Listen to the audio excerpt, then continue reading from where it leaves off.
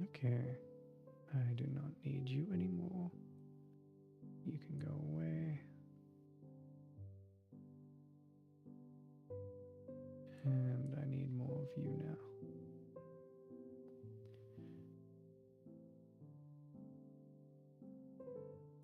Okay.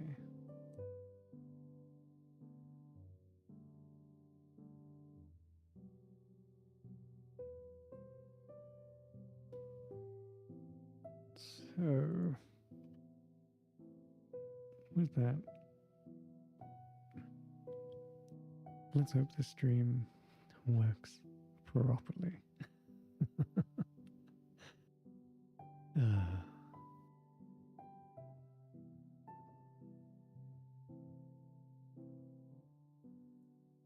this is definitely going to be largely a test stream, making sure things haven't broken once again. I'm aware sometimes things like to break when I do this, but hopefully things will be fixed. Let's just... I'm live.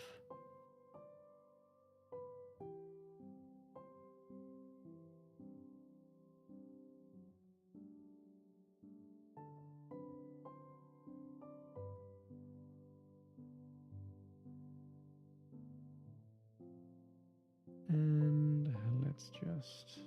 Oh, there we go. That's adjusted. Give me a share link, please. Thank you, thank you. And I would like to see the actual stream properly.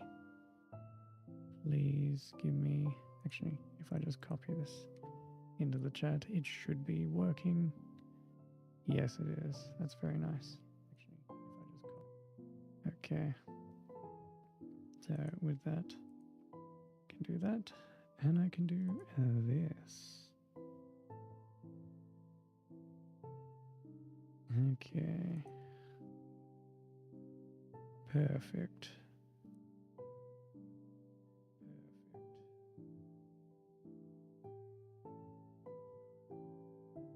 I don't want that. I want this.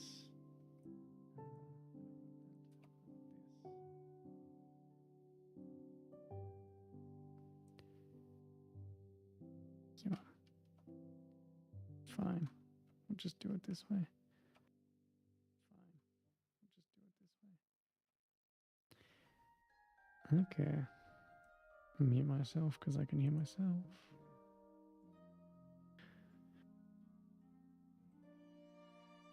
Okay. Now get rid of that.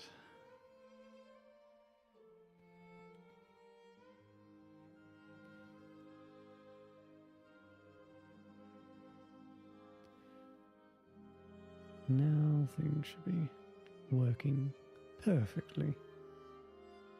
So, I am currently prepping some fabula ultima. Let's get my sheet up. So for those listening in, I'm currently just prepping some creatures, some foes, some monsters, some adversaries for my Fabula Ultima games. Fabula Ultima is a J tabletop, TTJRPG, a tabletop role-playing game that's heavily influenced by JRPGs with classic JRPG combat and the like. Really enjoy it. I'm looking forward to, trying other campaigns with it. I decided to go very classic, just a fantasy game, and just to really just see how it feels, just leaning into the tropes and all that stuff. Obviously, it's a little different, but been really, really enjoying it. I think the music is a little too loud. I'm going to turn it up, turn it down a little bit. But since since how currently things are working, I need to see momentarily. Let me unlink that and blast my eardrums just for a moment. That's loud. That is loud. Okay, let's pause you and then turn on loud. Okay, let's okay. No, that's fine. Cool. All good. I can turn that down once again. And let's link that. Okay, let's bring the sound back. Normally I'd have the sound not playing through my web browser, but oh well. So let's hide that. I don't need to care about that right now. And let's shift over. So a PDF dropped from the creator of Fabula Ultima of a way of making monsters in a different manner, basically giving archetypes, kind of templates of making certain monsters: a brute, a hunter, a mage, a saboteur, a sentinel, a support, as well as giving core abilities to the species like plant, undead, humanoid monster, demon, beast, construct, and elementals. And I really like the vibe and concept of how these are made, and how these creatures are designed. Because one, it heavily reminds me of D&D, Dungeons and Dragons 4th edition, but also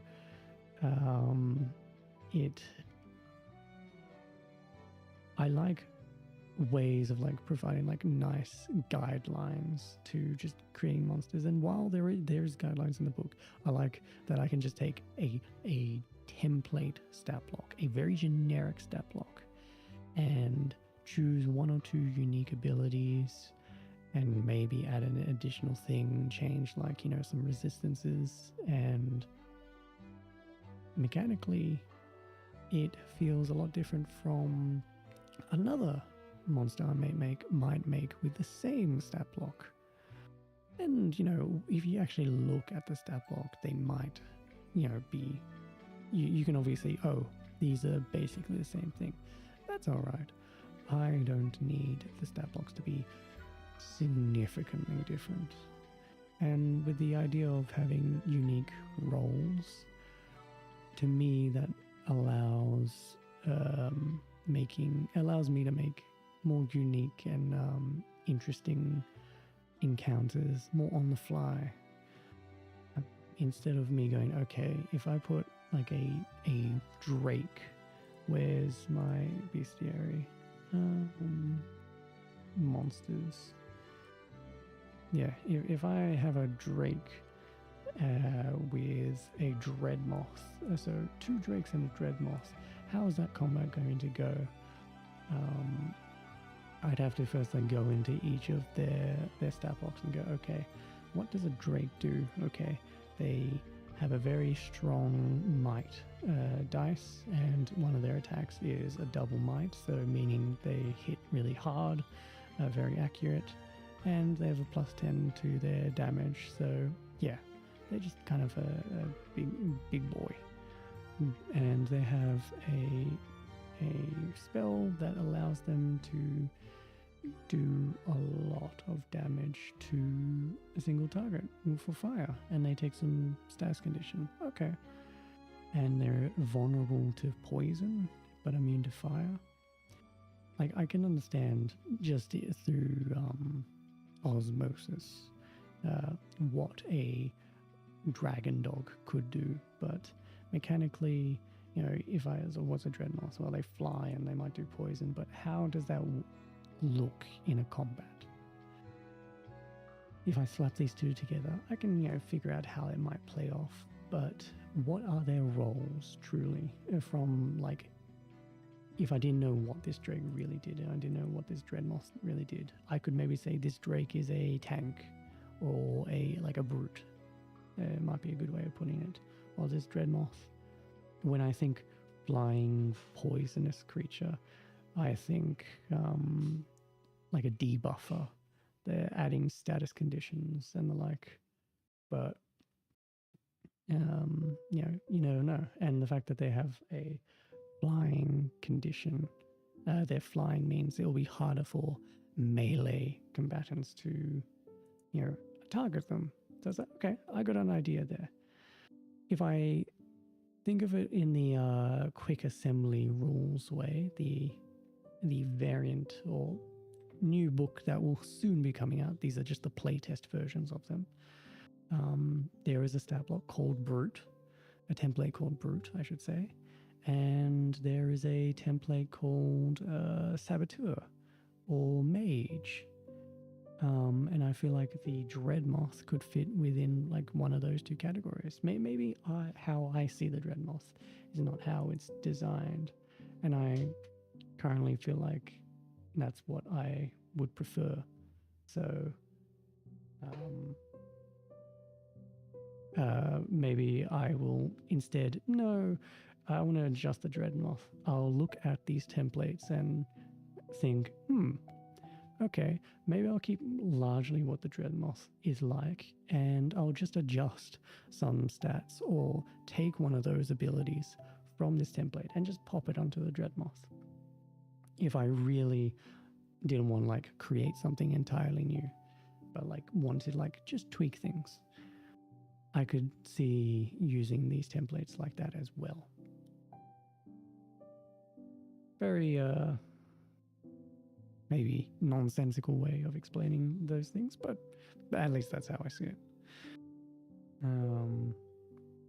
So that is what I am doing. I'm basically making inside Foundry my virtual tabletop of choice, importing the rules, basically just copy and pasting the rules into a journal on Foundry, where I can then create the unique stat blocks and unique abilities, and like basically make them like hyperlinked and like actual abilities that I can drag and drop onto a monster.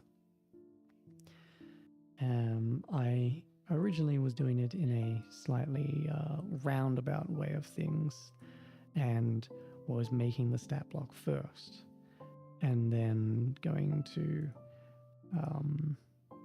take the abilities and put them into folders, and then just refer to the folders and like click and drag and drop and all that stuff, and add the rules onto the stat block.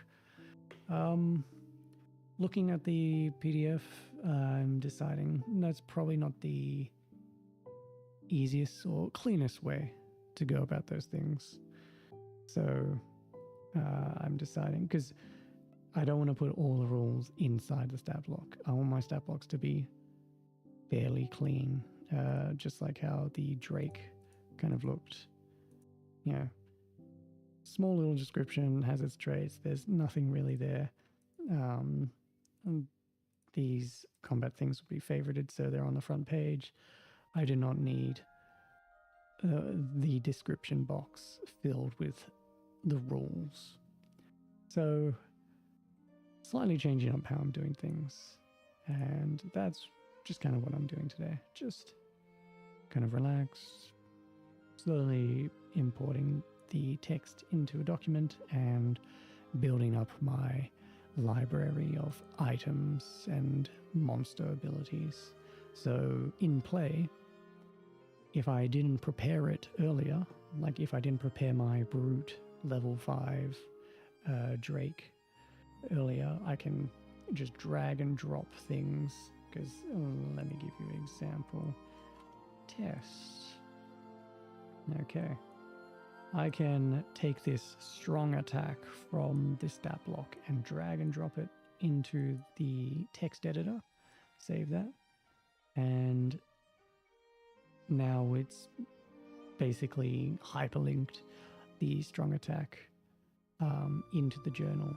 And if I click and drag this item, this interactable, from the journal onto any stat block, boom, it makes a new thing, basically. Ooh, what happened there? Did it just... Hang on a minute. I think I discovered something. Maybe I didn't. Edit? No? Okay. I thought I confused I'm confusing myself there. But yeah, that's just what I'm going through.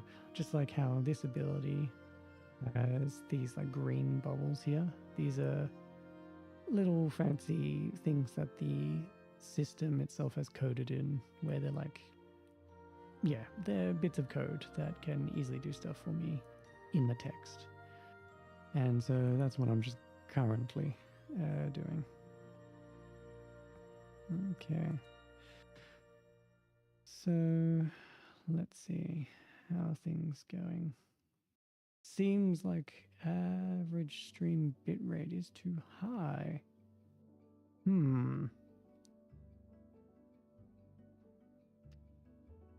Interesting.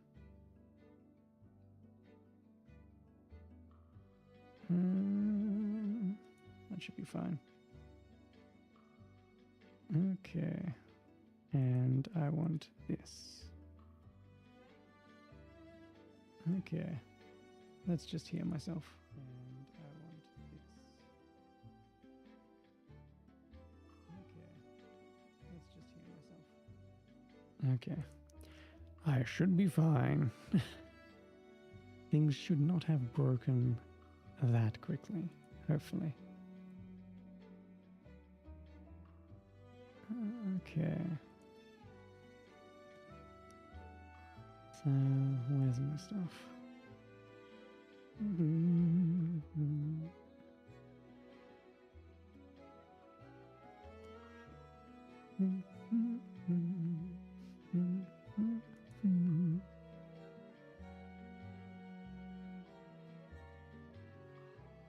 Okay. I do not want to be on you anymore.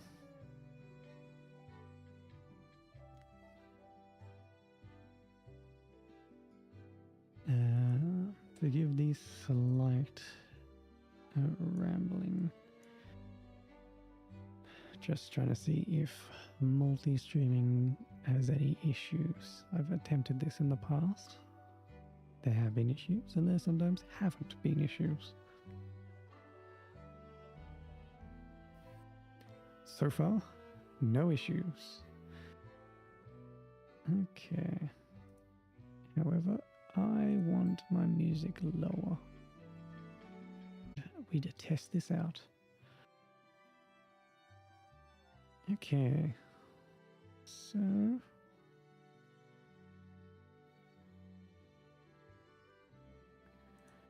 let's continue making this brute.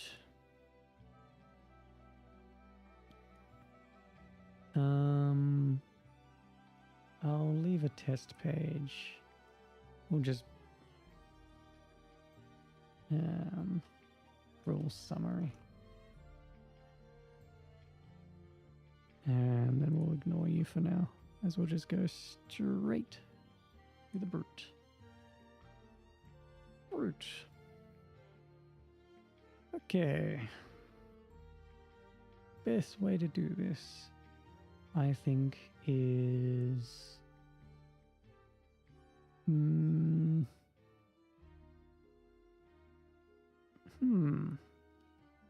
Interesting. What is the best way to do this?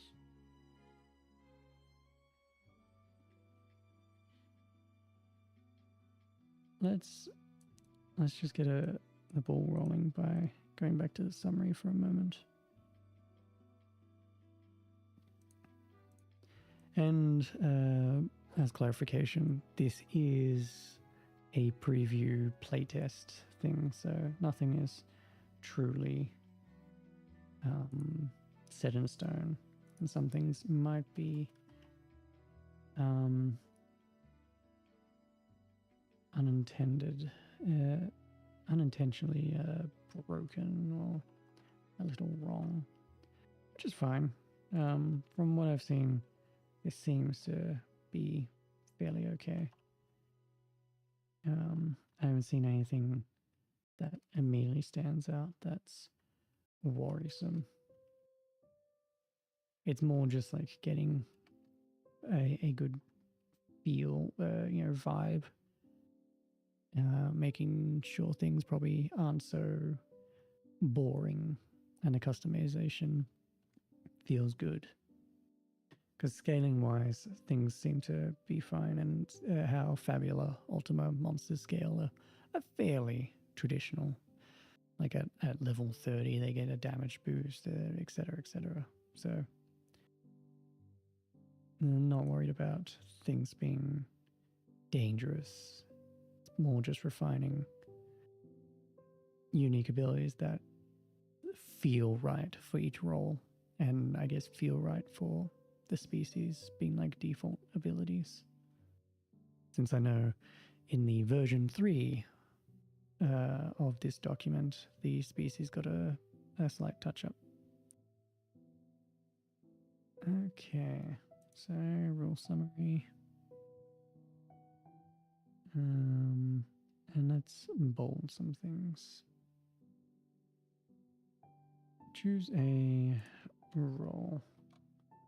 Bold. As multiple foes or parts. And sections.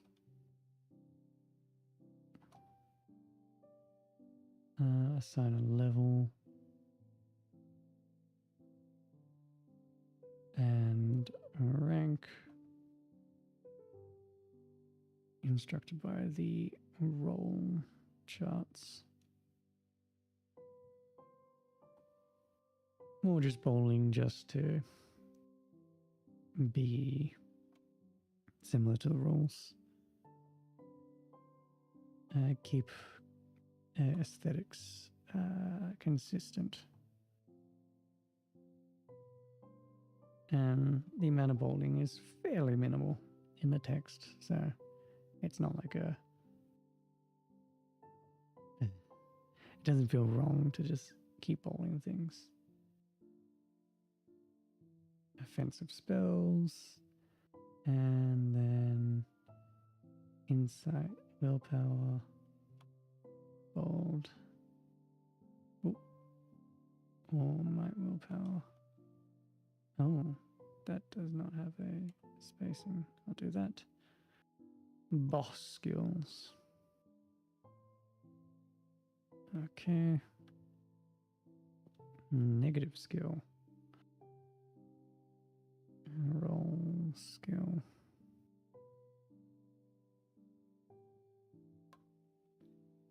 Species. Oh. Adjust those. Like, why am I doing this? Just so it's easier for me. Do I need to do this? Not really. But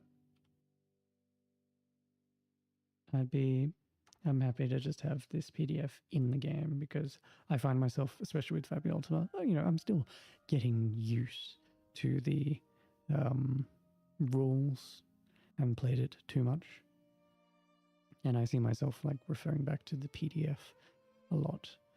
And I definitely need to spend more time just going over it again, reading it, and just like getting those rules into my mind. It's just going to take a bit, and I feel like if I have the rules in Foundry and it's a little bit more interactable, it might like click a little bit better. Okay. That... I'll just bold that too. Okay. There's an extra text, but I don't need to worry about... Oh no, there's 6 roles. Yes, we'll do that too.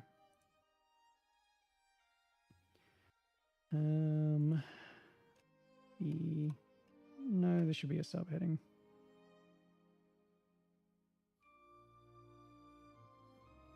Six roles. Oh boy, I'm having trouble tonight.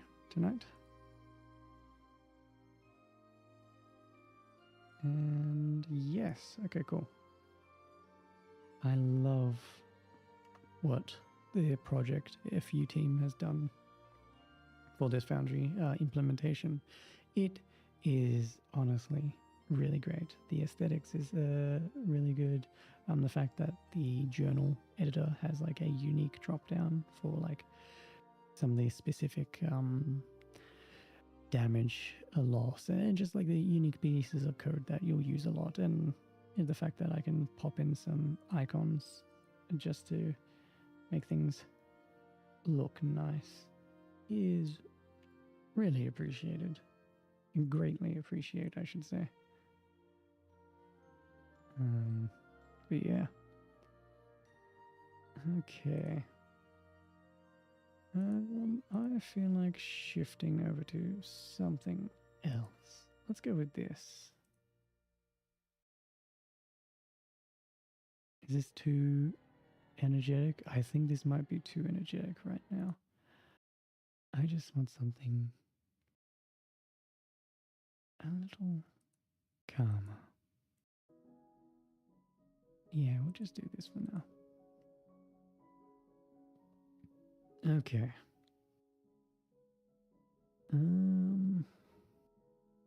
The 6 roles. The roles in question are Brute, Hunter, Mage, Saboteur, Sentinel, and Support.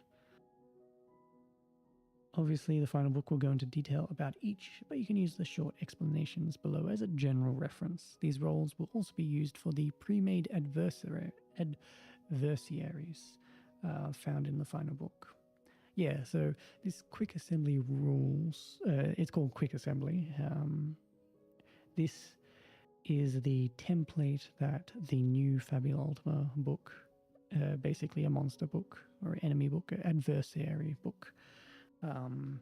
That's how a lot of they will be built based off this. But of course, we'll feature more custom-made skills. This rules preview just gives a nice example with a core template. So I'm looking forward to that book when it eventually comes out.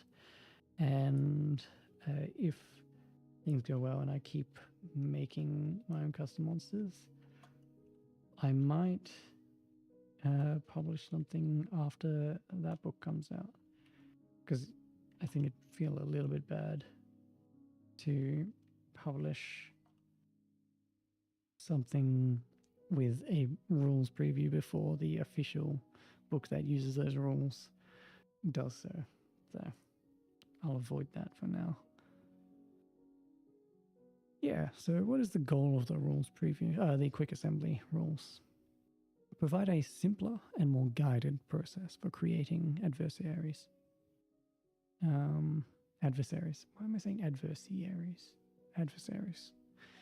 While the core book rules for creating adversaries are still entirely valid and compatible, the quick assembly version comes with a lot more choices already made for the game master, like allocating the dice for the attributes and like what vulnerabilities and all that stuff. This is focused more on the skills that they have, and those skills being really focused on a specific role in an encounter, which, yeah, I'm fine with that. As a game master, I can adjust things afterwards, going, I don't like that, which is fine. You've provided me a template, I can mess with the template after, and you've given me rules on how that template works and how to build it to be stronger. I can figure out if I'm making things too unbalanced or strong, weak, or am I giving it too many points and I need to basically give it negative points to balance it out and all that stuff. Am I giving it too many abilities? So, things like that. Okay. Oh, am I going to? Yeah. Cool. The 6 rolls. Nice. Compatibility. It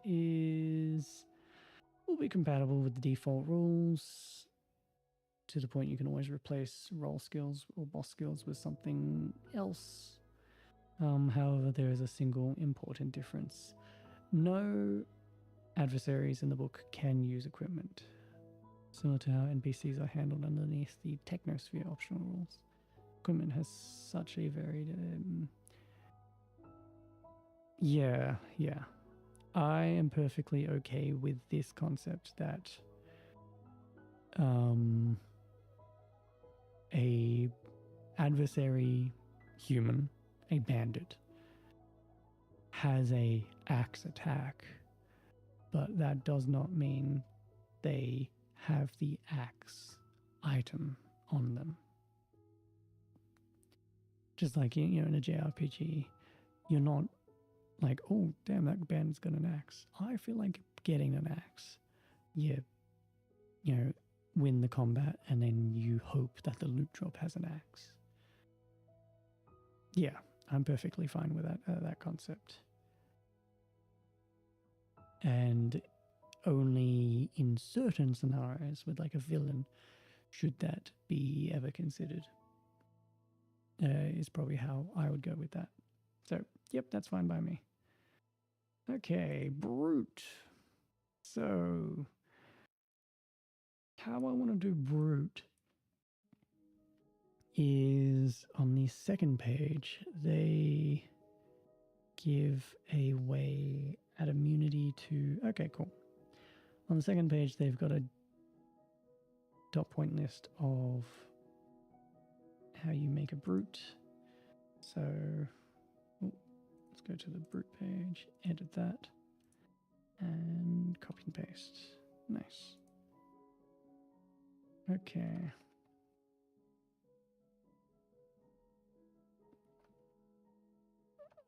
Whenever I'm preparing games or like implementing text from a PDF into my tabletops, this is just how it looks. Copy and paste, and then a bunch of press end, then delete to remove the page breaks and line breaks and all that stuff. And then just going through, removing typos, removing words that are combined together because the PDF assumed there was no spacing or anything like that.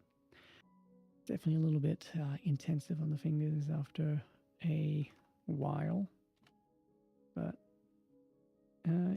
it's also a little meditative. It's just nice to do. Okay, to make a root, add immunity to the poisoned condition, shaken, or slow. Choose 2 of them. Normal attacks target magic defense instead of defense. Interesting. Normal attack targets magic defense instead of defense. Okay. That I did not know. Is that in here? No, it is not. Just looking at these. Oh, well, yeah. Looking at the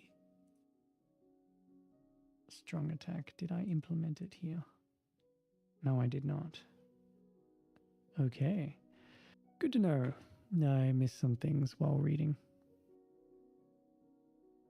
Okay.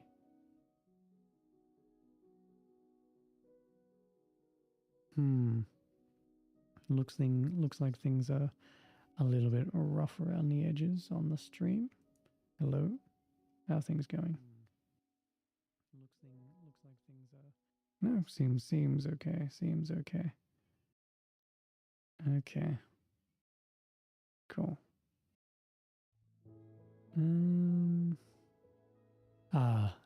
Internet is being crap. That's why. Okay, so normal attacks target magic defense. Strong attack becomes... Oh, no, hang on. Let's check here. Normal attack target... No, okay. I checked the strong attack. Normal strong attack becomes ranged. Add the icon range thing. Okay, cool. That's good to know. Very simple language. Becomes ranged and uses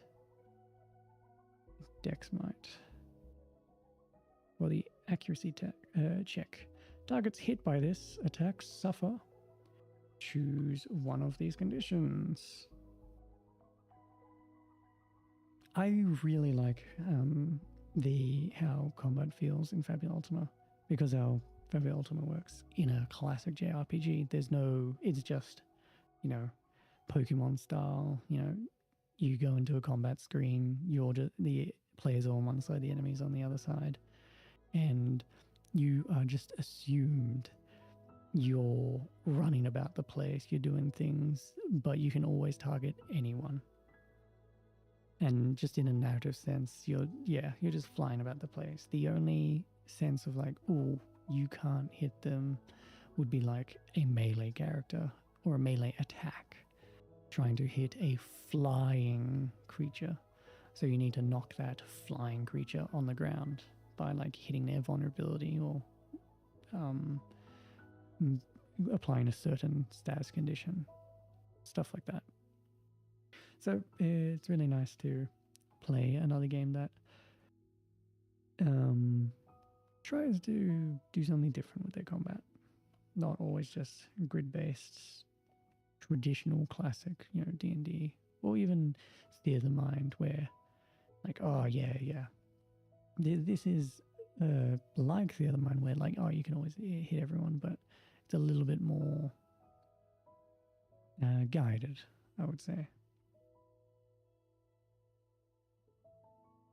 It is the other mind, just guided. It completely assumes you can run this without having any exact area location where your creatures are.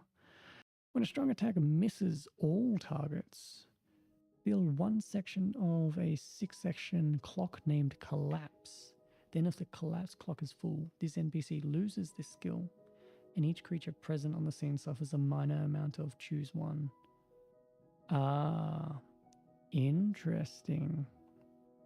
I obviously did not read these boxes last time. I think I was skimming over them.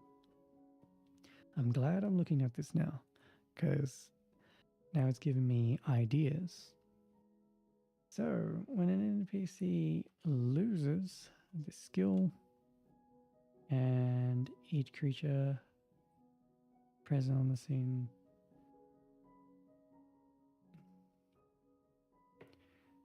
a minor amount.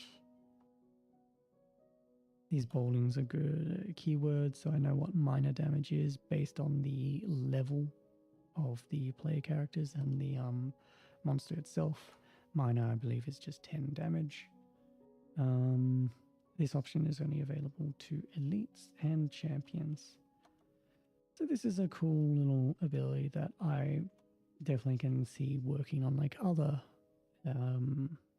monsters. Not the same effect, but yeah. And this is how Faber gives more makes more dynamic encounters. Not everything has to be about HP. There are objectives that might require multiple attempts to complete them. And you track these with a clock, basically just a bunch of tick boxes, but in a circular pie chart way. Just a fancy way that the indie tabletop space has worked out how to track multi-stage objectives. With this clock, since it's called collapse, it's basically giving the narrative that this big brutish creature, since it only an elite or champion level creature can take it, they're just throwing their strong attacks all over. And although it's not hitting our heroes, they're just smacking into the ruins that they're fighting in, and the ruins are starting to crumble. And with that, it gives an interesting question of, we can keep fighting this thing, but if it keeps missing us, this place is going to fall in some way. And we're going to take some damage. And so maybe a player will decide, you know what, no, let me take the hit, just so we don't make everyone take damage once this progress bar fills up. I wonder if a player would do that. That is interesting. Yeah. Maybe. Especially if they're out of healing options, they will want to fight this thing, and everyone is not running away, and someone's like vulnerable to one of these damage types. Yeah, they might try and save them. And I can see it's not having to be just like a collapse clock. Maybe it's like a rage clock, where like if they keep missing, they just like lose it. They're like, nah. And for a moment they explode with fire energy, if we're like going back to the Drake. Yeah. A nice little handy dandy ability. Okay. This NPC learns 2 spells of your choice among area status, Curse XL. Ooh. The cool thing about this is those things are in the game already, so I can just... Oh, how do I do this? Because I'm highlighting something, it brings it up, and then I should be able to, yes, do that. And now, cool. So now I can be reading this stat block. Let's just hide these things. I can be reading this stat block and go, okay, the NPC learns 2 of these spells, and I decide, yeah, area status, what is that? This is what it does, cool. And then just click and drag that green box onto the stat block itself. This is the intention of what I'm doing with this journal. Making things nice and click and draggable, and easily to reference everything. Okay. I'm glad it is recognizing those spells. Curse XL. And let's bold these things. Actually, they don't need to be bolded now, because it is just a item. Okay, cursed breath.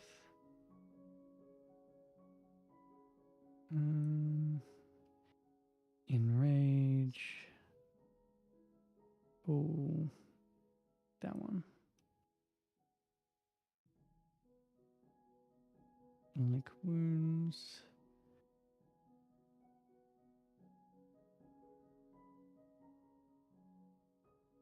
Sometimes it disappears. That's the compendium one. That's the one in the archive, where data is, you can't edit it or change it without unlocking it. So it's like a safe archive.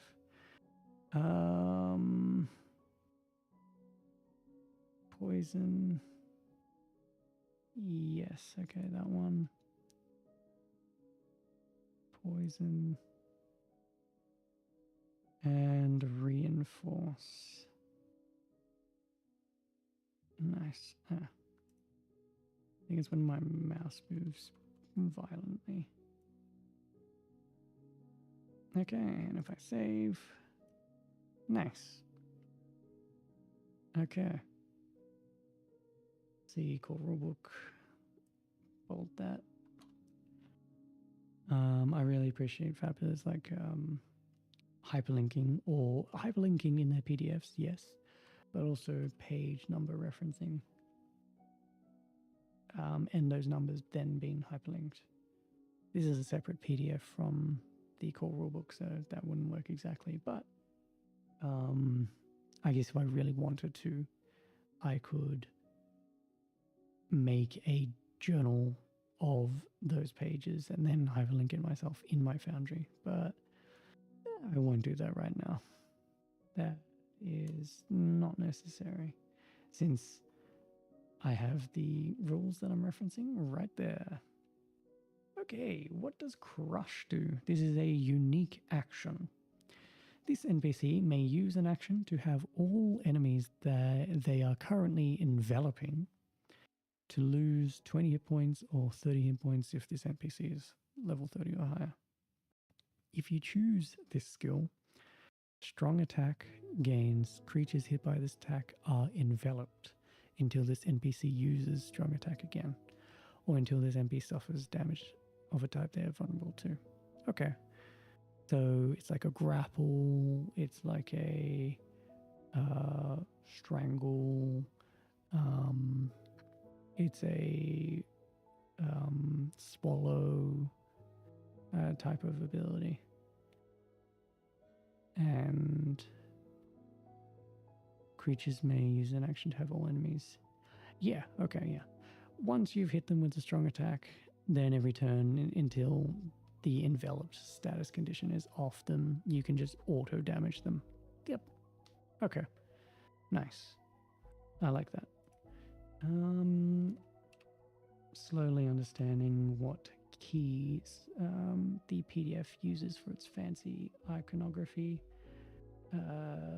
Dot gap. We'll do that one. Okay. This NPC with that enveloping needs to be keyworded, bolded.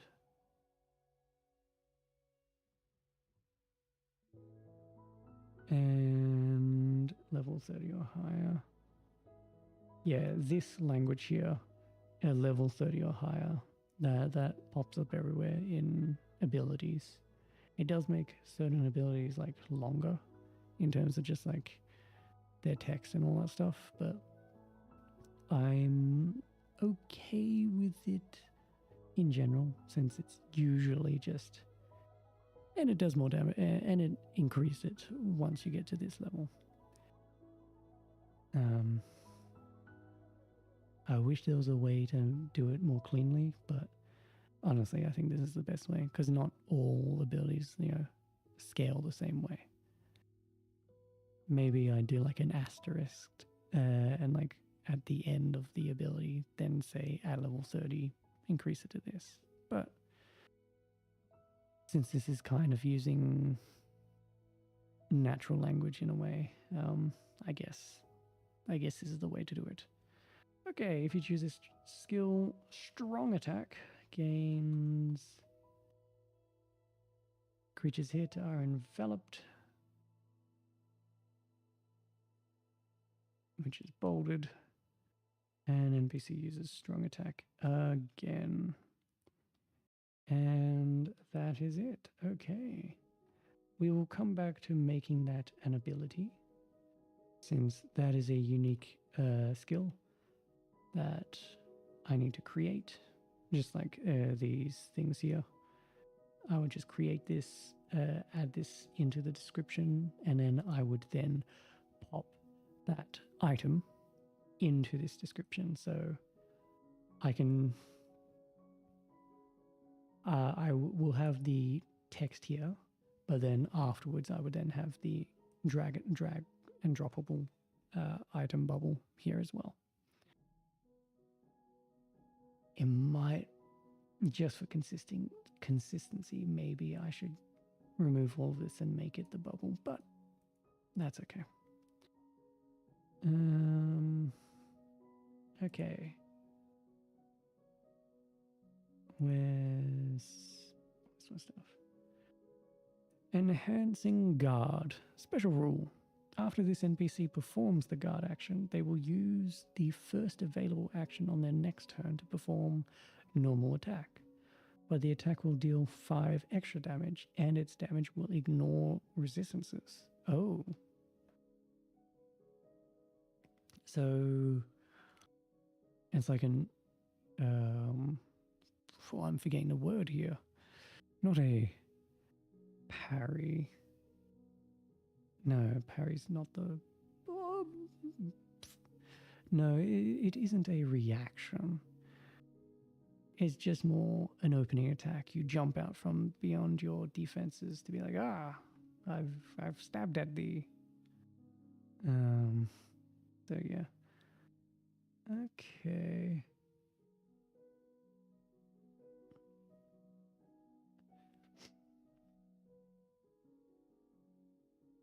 I like it. I can see this being used more for a adversary that is more tactical. Or they're all about like jumping out after waiting for a moment. Because, in my mind right now, I'm just thinking of the Drake. Just kind of like a angry, lazy dragon dog. So, remove that from my mind. These are templates. Not all creatures are going to fit the same bill, of course. So not all brutes would take into enhancing guard. But, well, no, it does have this special rule.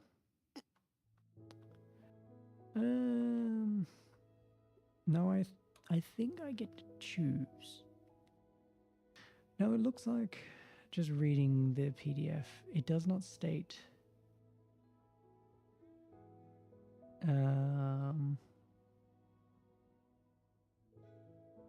Yeah, okay. No, it gives certain skills and a level 2 warrior. Those are not the terms, but yeah. Or you could be a level 2 bard, a level 1 rogue, and a level 1 cleric, a level 2 cleric. At starting creation, you can only choose up to 3 classes, and you must choose 2. So by default, multi-classing or like multiple jobs are a thing. So yeah. Okay. And yeah, for level 5 brutes, it looks like by default, it already has some special rules.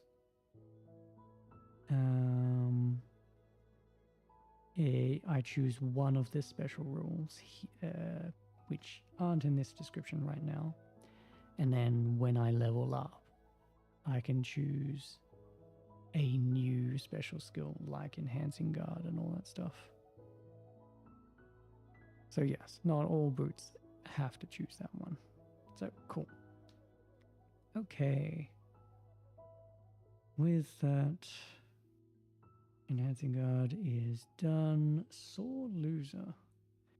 Now this I feel like would be useful for like a Drake.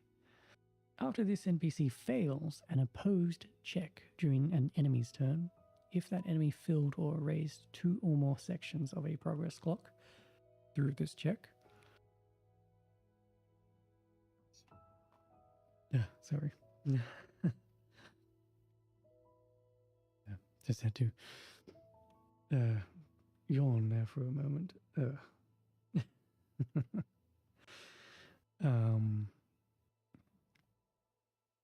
After this NPC fails an opposed check during an enemy's turn, if that enemy filled or erased 2 or more sections of a clock through this check, that enemy suffers.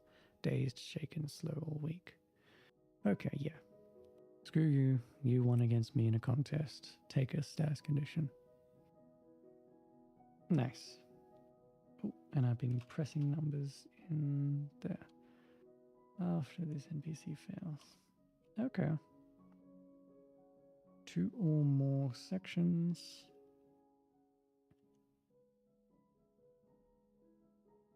Because I've been enjoying my fabula games, but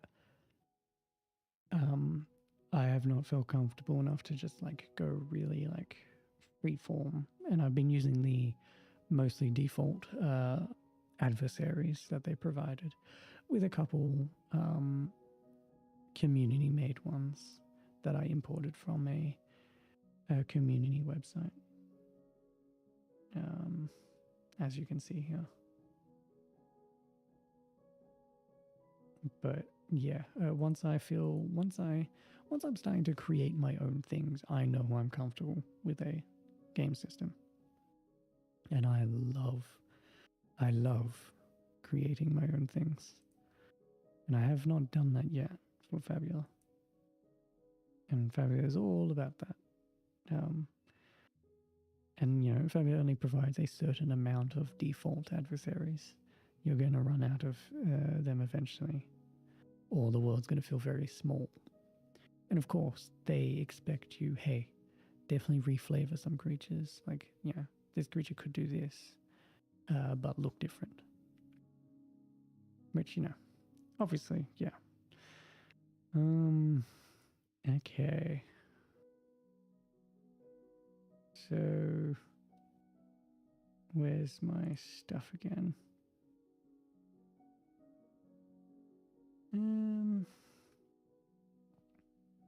Choose one.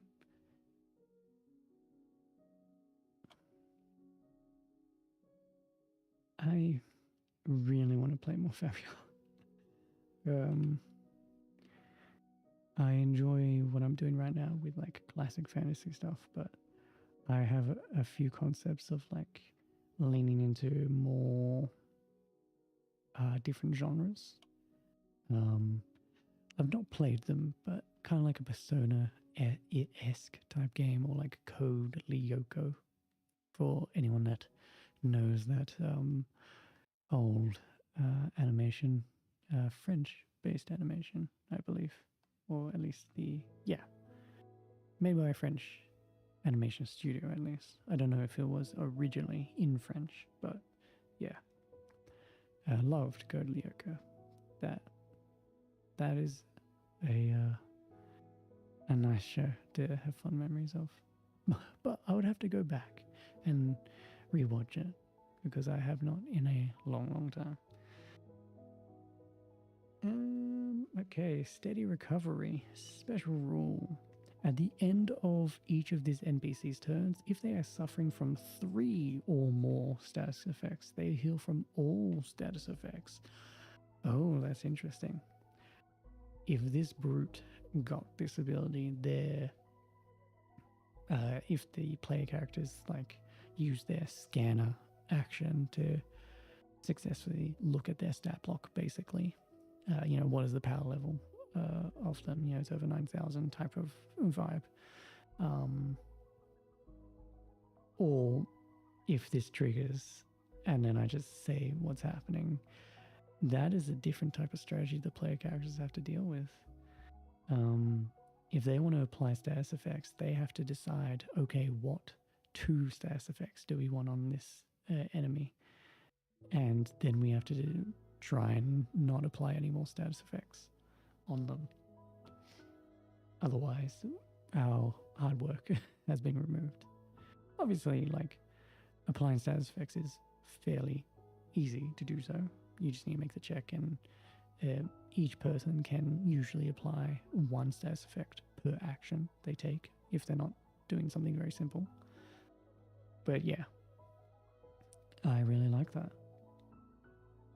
Okay, if I press save here, those all change. Nice. So that is the roll skills brute.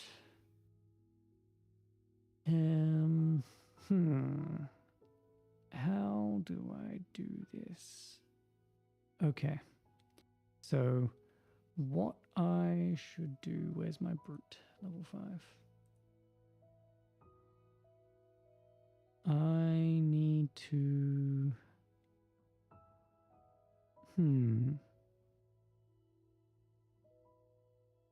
Based on the stat block itself, I kind of want to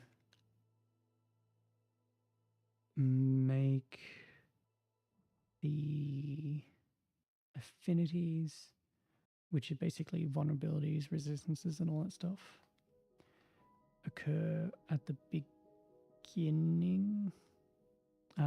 It already... Yeah, okay. I'm gonna add this part of the description before this section, then do show off the basic attacks. So I'll just like click and drag these onto the description, the journal, and write them out, I think, as well, just like the where is it? Yeah, this damage type. I'll probably just put that in there. And then I'll do the customization. So the initial rules that a brute could have. Yeah, because a lot of these rules here, you can take when you start leveling up the brute, which is why it's on the second page. And I slightly skipped over that. Okay. So with that, we go into the journal again, and we're going to roll, what's it called? Roll skills, brute, put a header there, save. Okay. And I think I'll just default affinities.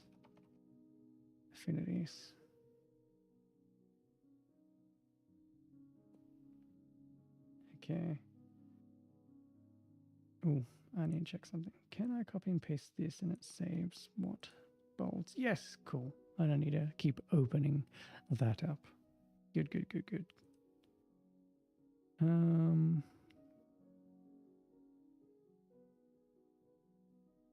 Sorry, something came up. 1 second. Okay. That's all right. Things are fine. So affinities, yes. I don't think I need to. I'll say defaults.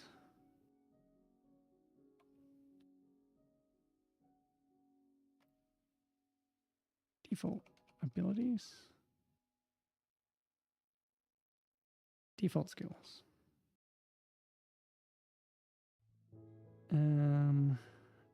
And then basic attacks.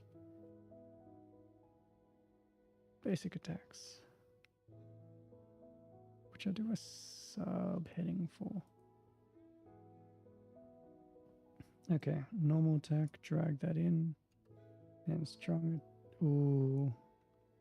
But it's not. No, I don't want to do any drag and dropping right now, because what's happening here is when I drag and drop something into a journal, you'll see the basically unique ID of the drag and drop hyperlinked thing as a specific like code, which is different from these specific unique IDs, because it says here compendium project FU, which is the system itself,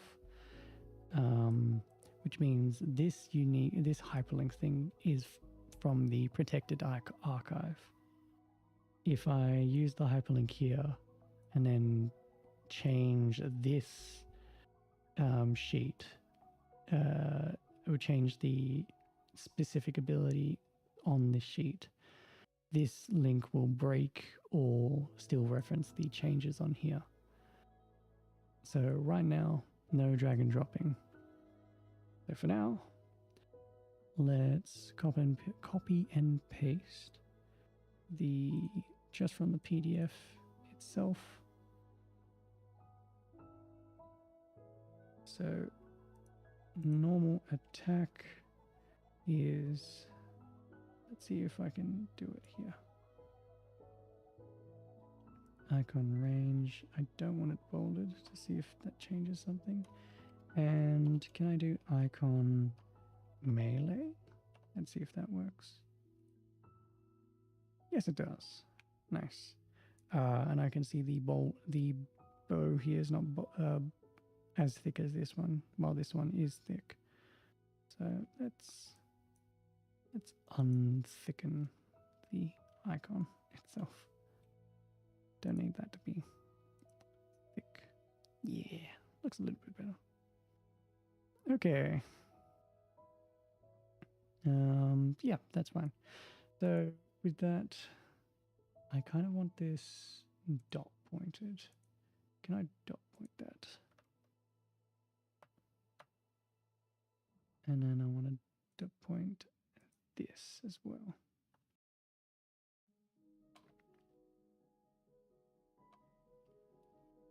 Strong attack.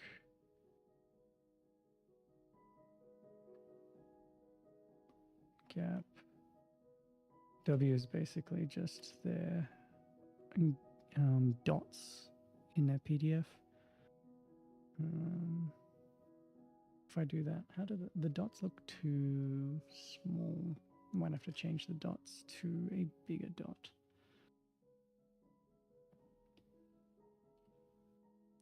To that one. How does that look? That looks better. Okay. Gonna have to go through the dot usage. Oh, I deleted something there.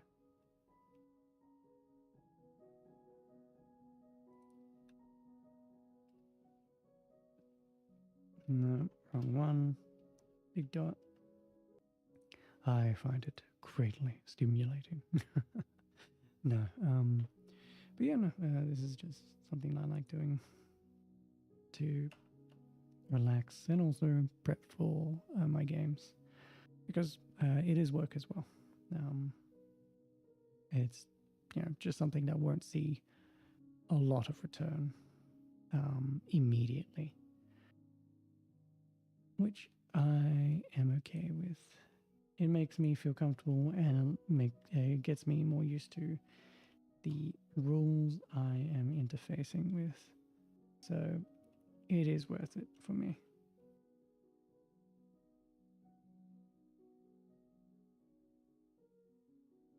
Even if it is largely just copy and pasting. I'm missing, checking things I missed, and being inspired on creating new monsters and the like. Because, yeah, I might not be creating monsters right now, but now I've got ideas. And once this brute stuff is done, I'll be able to now create brutes from level 5 to all the way to level 60.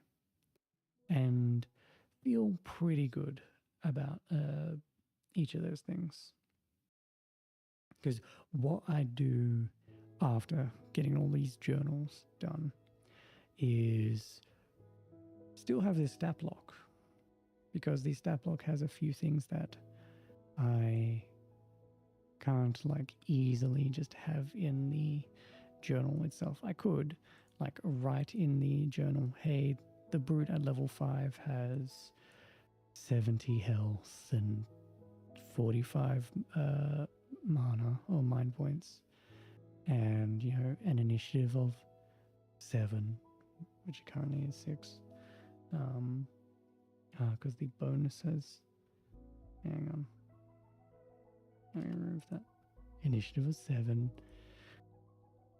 and so I could write those, or I could just have a level 5 brute stat block without any of these descriptions or things in here. All good.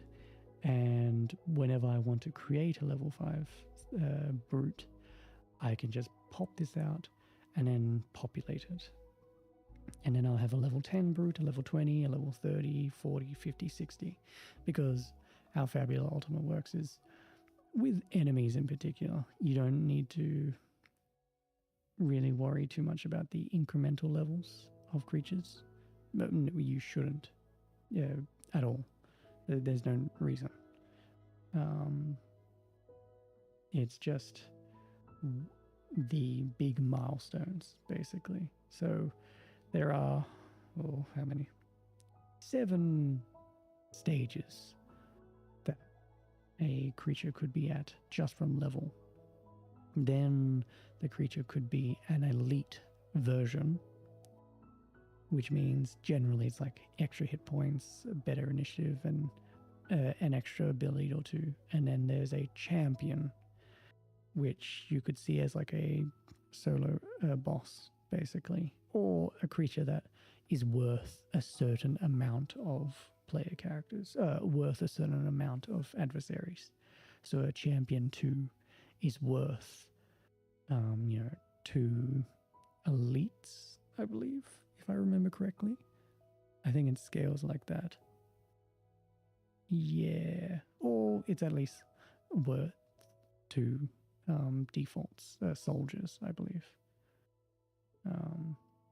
What's it? Where are you? Creature rank? No.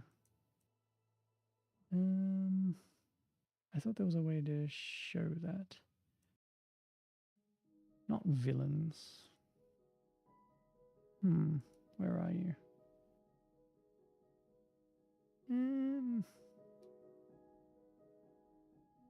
It's probably on this stat block, but I can't find it. No. Okay. That's not it. Here we go. That tick box makes it elite. And then how do I make it into a champion? I guess champion is just double the elite. Okay. Oh, I'll look at that later. But yeah, so since you've got like 2 extra variants of these creatures, the 7 level variants now is 21. You could have a level 5 soldier, elite, or champion if you really wanted to. And that gives you at least a lot of options for low level play.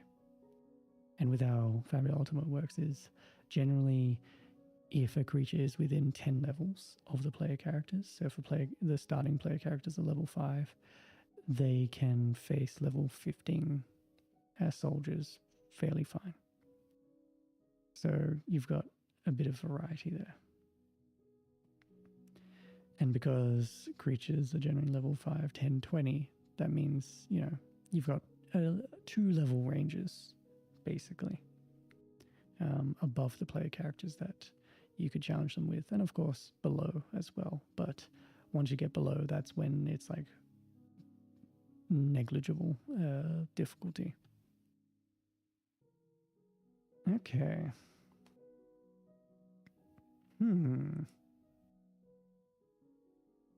Looking at things, I want to... Where are you?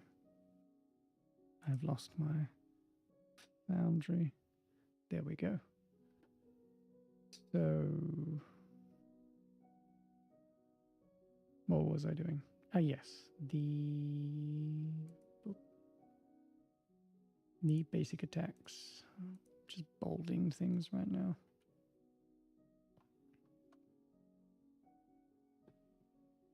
Save that. Okay, I'll get back to adding in the fancy drag and droppables. Customization. I'm just going to follow British English typing. Do not care to remain consistent with American English. Okay, customization. This is what a soldier or elite can take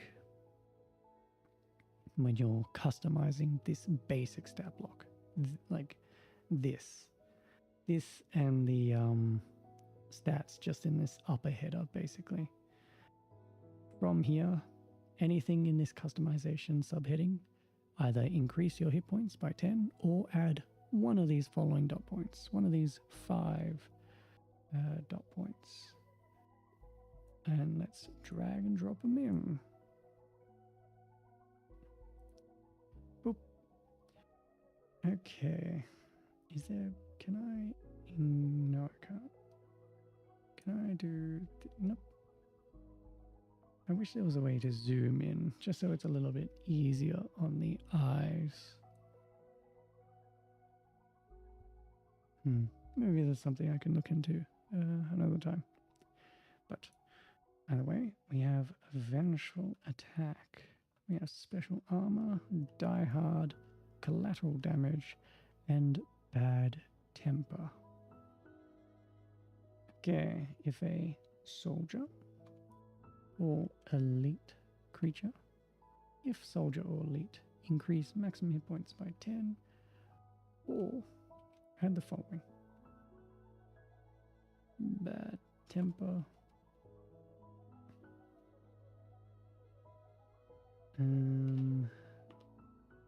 do that. Let's just remove all the W's now.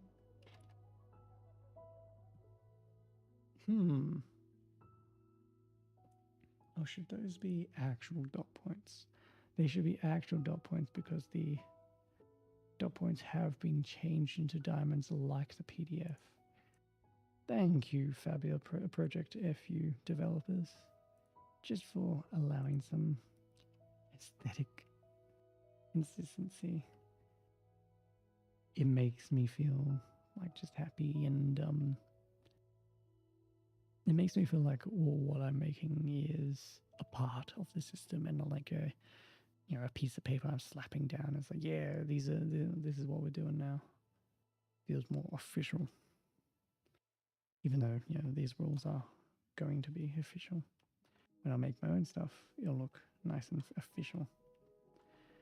Special armor, vengeful attack. And let's get rid of these W's with the big dots at this point. Okay, these ones I shall use that. Unless this is where it's going to be cool, but also icons. Is there a spacer? Dot. There is not. Okay. Okay.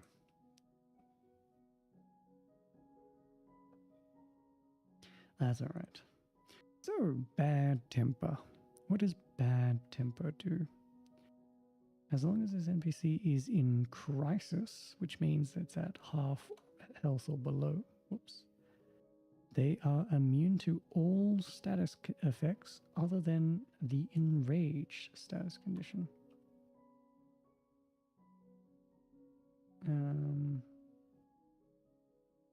Collateral, yeah, bad temper. I know that one's on the brigands, the bandit adversary. Simple, I like it. It's basically like a oh shit moment during combat when you're winning, you're depleting their HP, but all of a sudden it's like, okay, second mode, second stage basically. While not exactly being second stage, because Fabula Ultima is inspired by JRPGs, meaning there is another creature type called villain, which a villain can be a soldier, an elite, or champion, but you can choose whether it's going to be a villain where it gets fancy unique points, where it can decide when it loses all its HP, this isn't my final form, and can do this isn't even my final form twice. If it's like a small villain, it can regenerate all its HP and then increase to a major villain. Let's see the drop down arrow. Yeah, major villain. And then if you defeat the major villains all this HP, you can then this isn't even my final form once more, and become a supreme villain. And obviously, like, you have to decide in the narrative how that works. They call out to their dark god and plead that they're trying to, bring them back alive. And if you allow them to live this one moment, they will do so.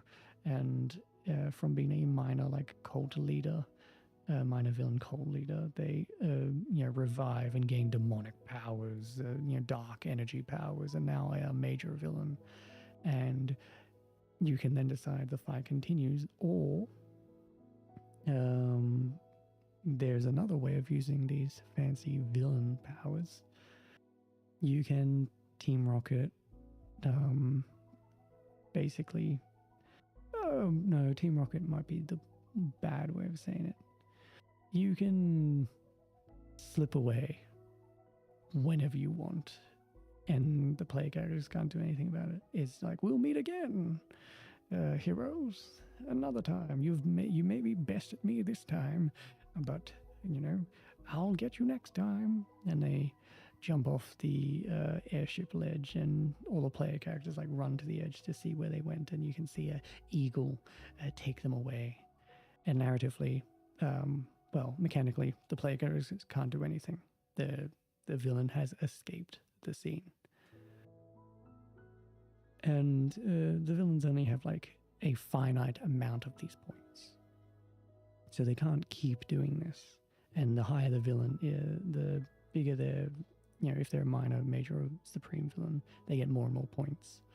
But yeah, eventually, and based on the narrative, they will run out, and it's up to the game master to decide, okay, are they going to, this isn't even my final form, to become bigger villain and refresh their villain points, or is this it for them and they surrender?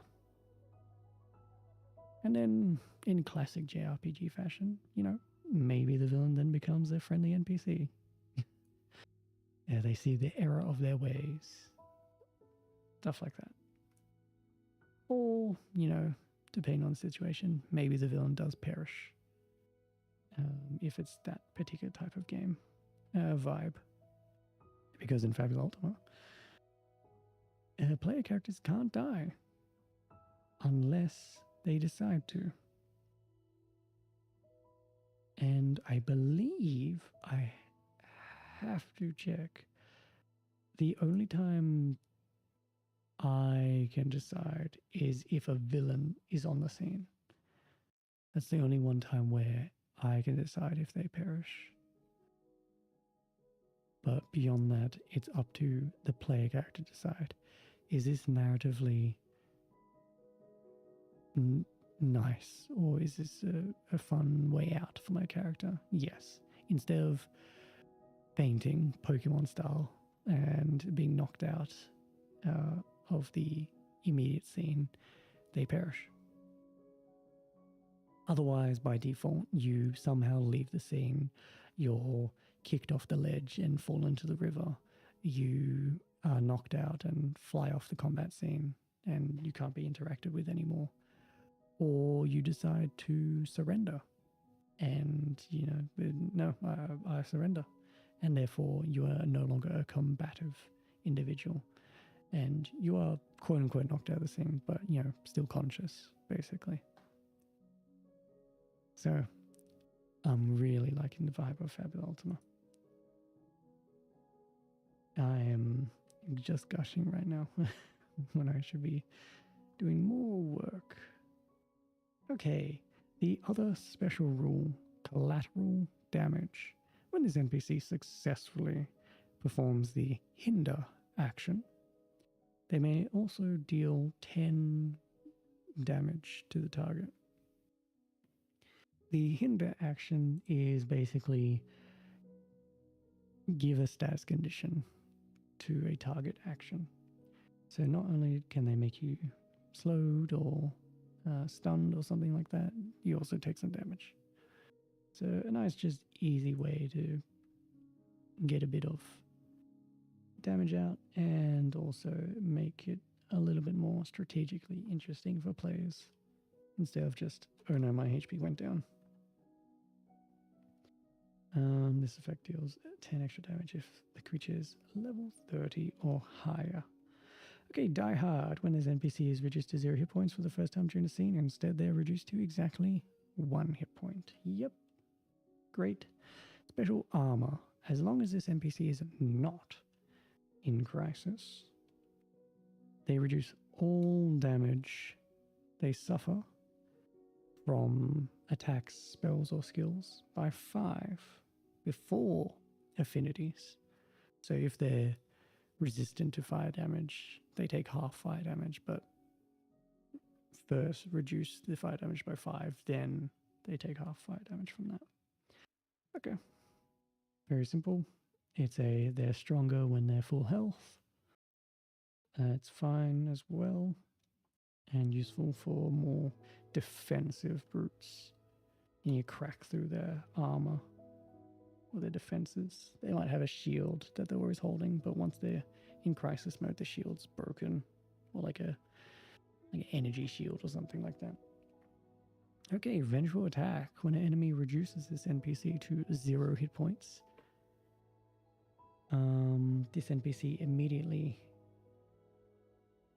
performs a strong attack as a free attack against that enemy. Treat the high roll of the accuracy check being equal to 0 when determining. Okay, so basically in Fabula Ultima, you're always rolling 2 dice based on the 4 attributes: insight, willpower, dexterity, and might.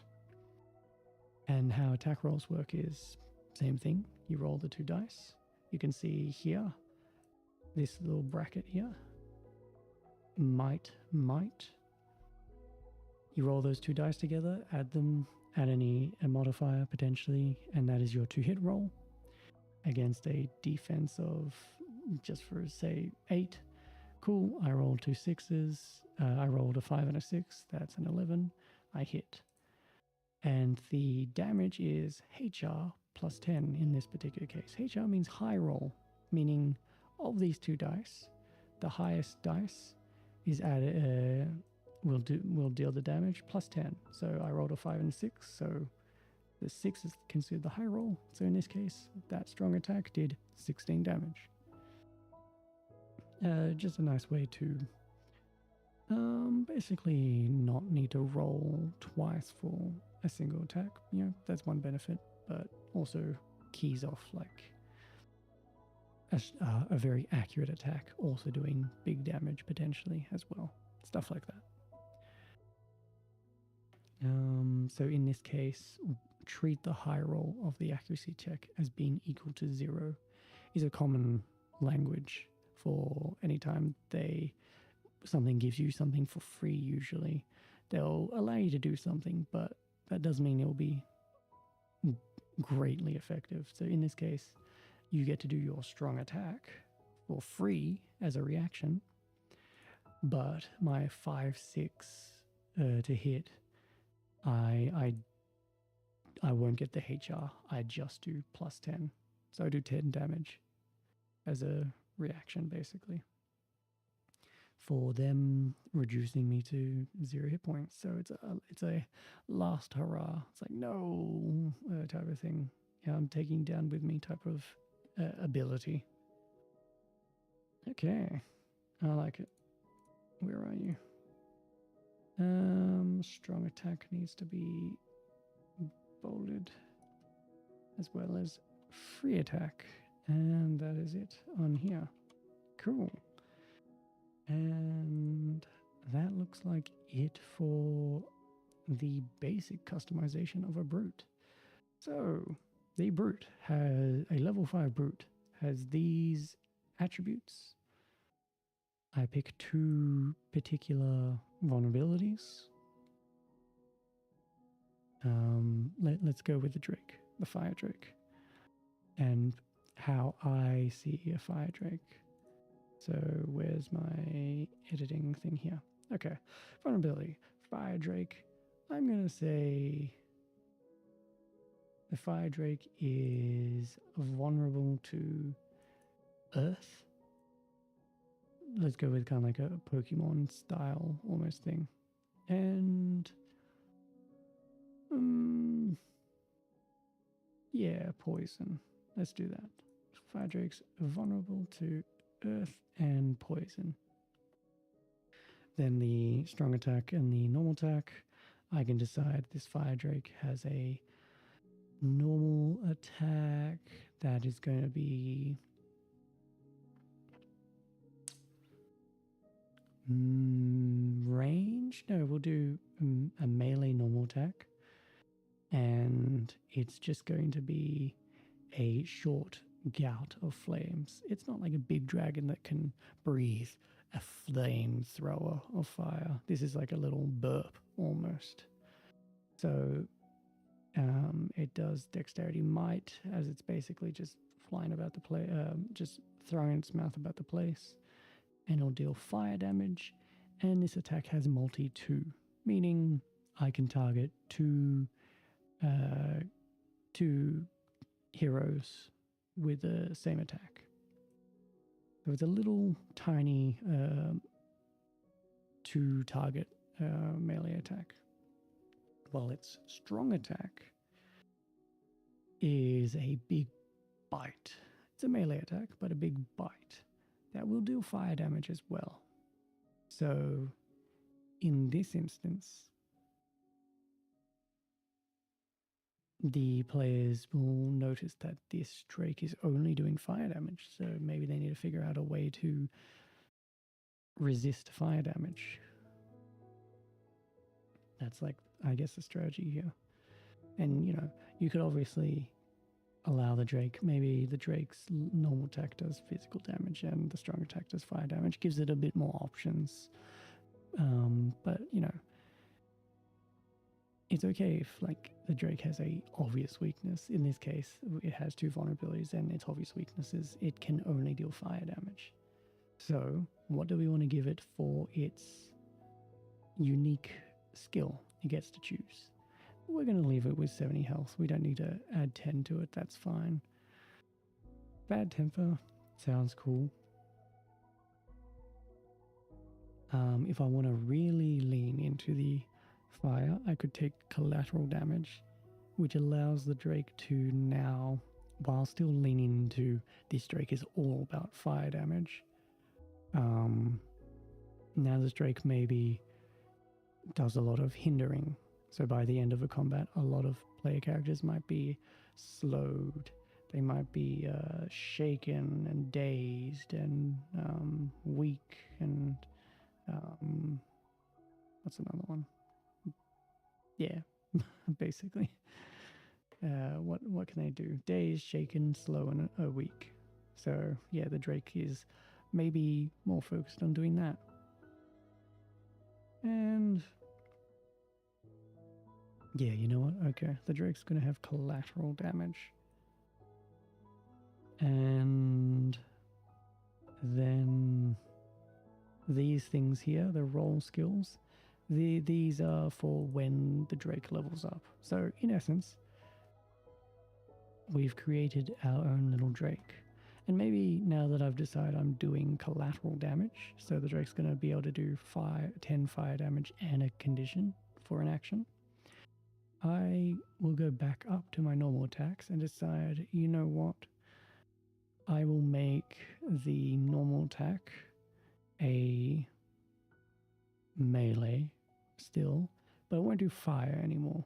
It'll now just do physical attack. So this is just the Drake just lashing out, tail whipping and biting, just kind of lunging ferociously. So now it does have some physical damage option, but I'm still leaning to the heavy fire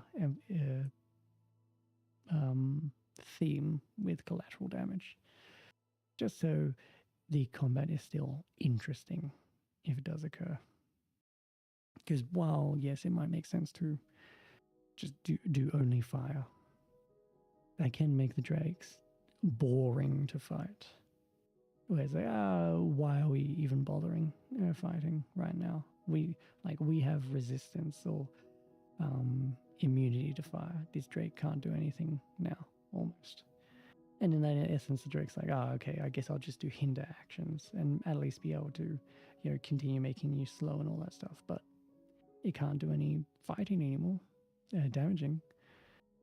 But in that essence, we're just thinking that this is just a fight against only drakes. Which, in some cases, whenever you play in a JRPG and you get a random encounter and there's like 5 drakes on the field and it's like, okay, time to deal with this. That can happen, of course, but what Fabula definitely encourages and what these rule templates, these role templates are encouraging is to have you different creature types on the battlefield at the same time. So, for example, a very classic one is have a sentinel, a protector that is always going to try and take the hit or increase the defenses of its allies, and then have a very fragile but glass cannon hunter on the field. And then, if you want to be a little bit more complicated, then have a support character who will heal or enhance the abilities of the glass cannon. So now we've got a puzzle here.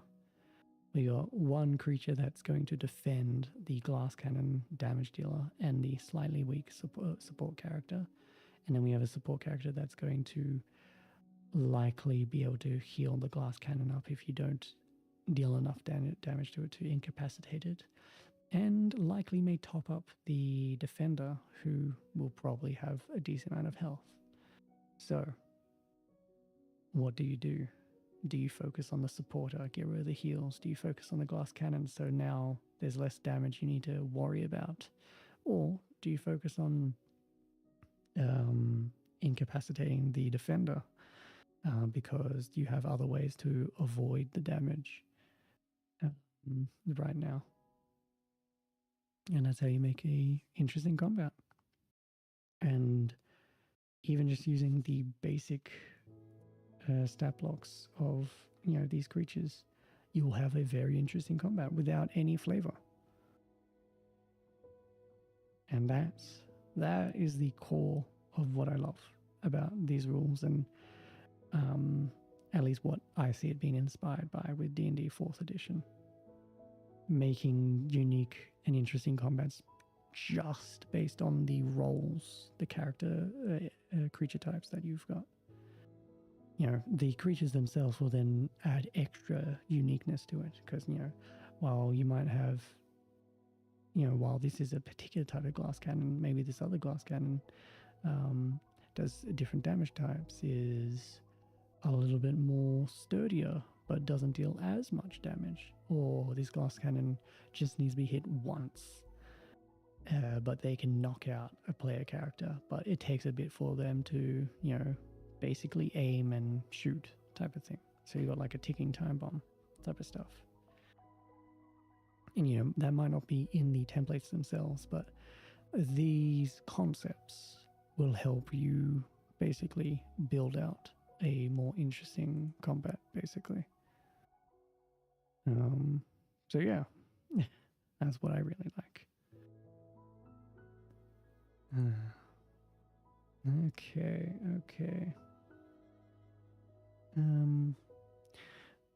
I am going to take a momentary break because, oh boy, I need to hydrate. 1 second.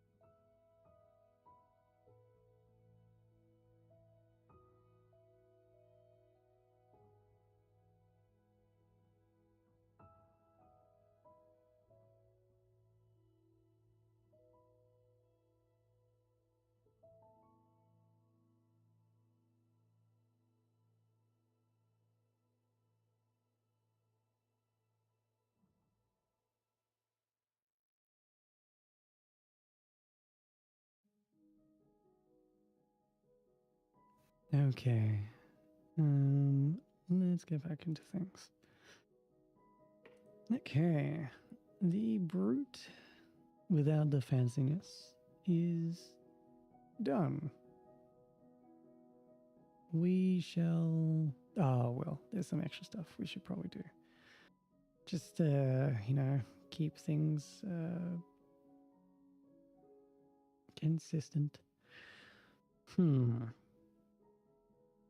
Stat changes at higher levels. So there's a table here telling me, okay, at level 10, they gain more HP and more mana, and their accuracy increases.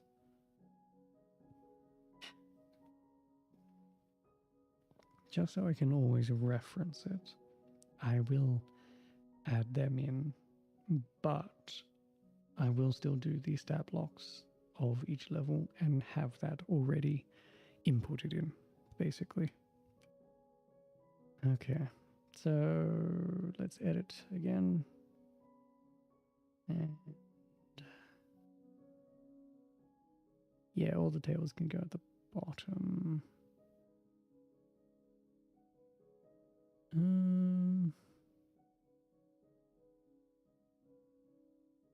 Yeah, tables at the bottom makes sense for me. So with that, new section, stat changes at higher levels, table, insert table, 1, 2, 3, 4, 5, 6 columns, and 1, 2, 3, 4, 5, 6, 7 rows. Okay. Level. Oh, where did that tab to? Okay. Attribute changes. How does this table look? Did they make the tables? No, okay. Okay. Tables do not look the same. That's alright. I can work with that for now. All good. Mind points, accuracy, and magic. Attacks and spells. Okay, 10, 20, 30, 40, 50, and 60. Attribute changes, nothing. Insight, D8. Oh, okay. It's not giving me new changes, it's just giving me overall changes. Might be 12. Insight. Can I just...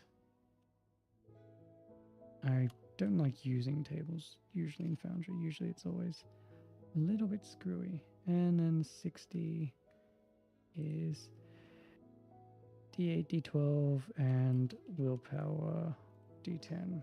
Okay, let's see how that looks. That's fine for now. HP, 80 at level 10.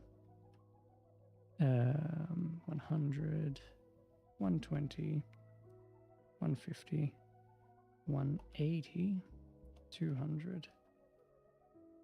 So I have not played high level Fabula. I'm just at level 10 with my groups. So still interested to see what high level play feels like, especially with seeing the HP scaling of some of these creatures. Because combats can go long, but combat doesn't always have to be about depleting their HP. You can always choose to end a combat in a different way, like giving a clock. Like,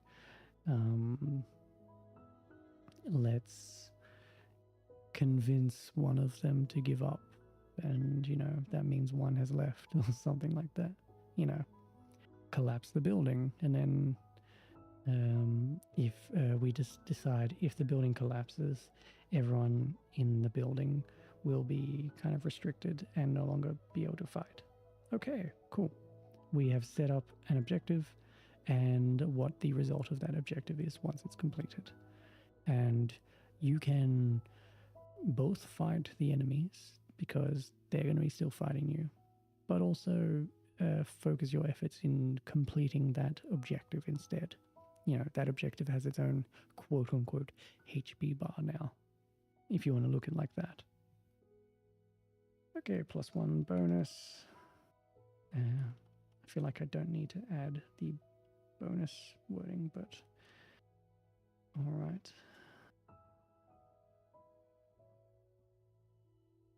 Bonus +3 bonus +4 bonus +5 bonus +6 bonus. And then attack and spells, no, 5 extra damage. Let's copy that. And then it'll be 5 extra damage as well. 10 extra damage. 10 extra damage. And then 15 extra damage. Okay. Table looks okay. Can I change how this looks in any way? Bolding, definitely. Bolding those two. That's at least an improvement, but can I... alignment. Oh, don't tell me how to do it. I do. Oh. Can I just do center? No, it doesn't work like that. Yeah, this is why I don't like using tables are fine, they work, but making them more to how you want them to be, that is another thing. Because I'd like to make these all center aligned. Is there table? No.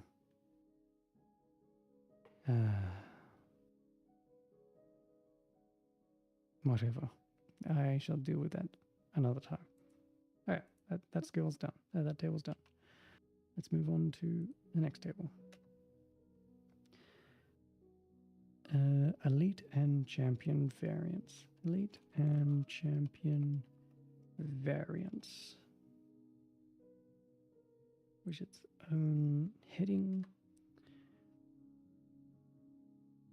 Technically, there don't need to be tables, this one. No. They do not need to be tables. So I'll make them dot points. Elite. Double hit points. +2 to initiative. Add 1 brute roll skill. And champion X.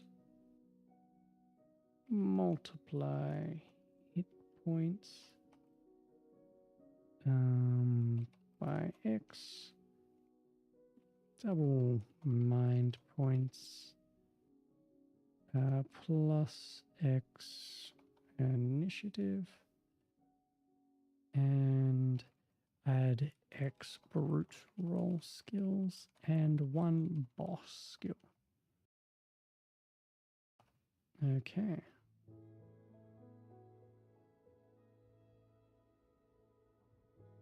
Let's do some bolding. The bolding's not going to look too pleasant with this one.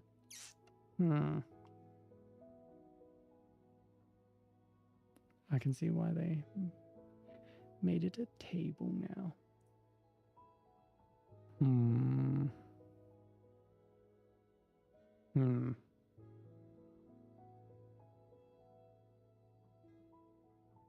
Yeah.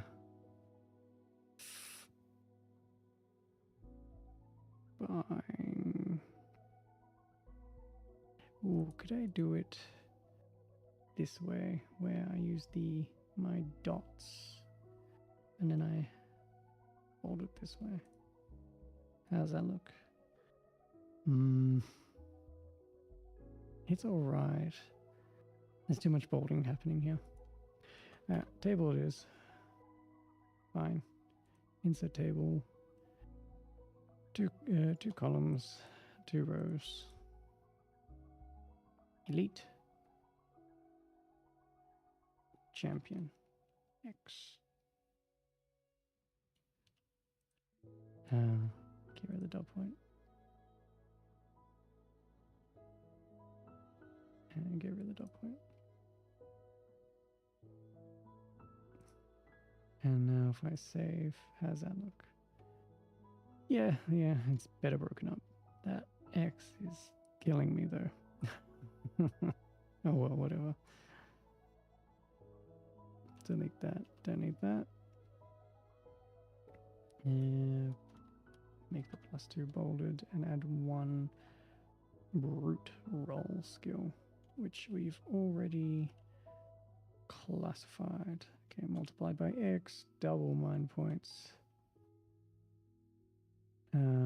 Plus X initiative, and add X brute roll skills, which should be capitalized, and 1 boss skill. Okay.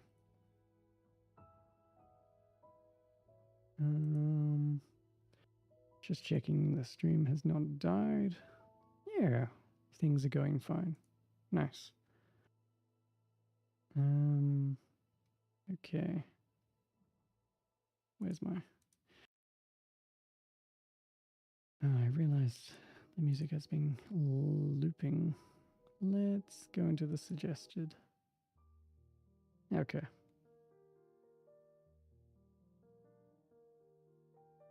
Playlist will become bigger and I'll have different selections, more thematic playlists, but these are perfect right now. Okay, where were we? And the last table. New skills. New skills at higher levels. New heading.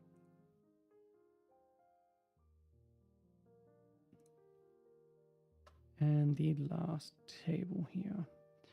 1, 2, 3, 4, 5, 6, 7. 7 rows and 2 columns. Level. New skills. And abilities. 10, 20, 30. 40, 50, 60. Bold. Bold. Okay. Can I... Okay, cool. I can just copy and paste. Add, and then at 40, add, and then add there. And then 30, add immunity to 1 damage type. And at level 50, increase maximum HP by 10, already included on the left. On the left. Ah, level 50. Ah, okay, yeah, yep. I see. Already included. Already included. Already included. Let me just, for my sake, just say already included. Okay. And 2. I'll probably look back going, why did I bold all those things? But I'm fine with it.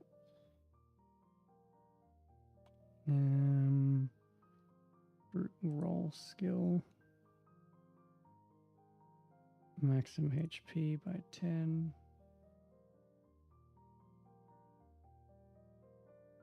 Okay. And just remove that. And save. Okay. Now, the brute sheet, the brute template, and everything that I need is done for referencing. The final step, which I'll do later, is making it all drag and droppable so it's easily usable. How does this look? Brute, default skills. I always really don't like when there's like Wait, I think there's a way to do that. Sheet.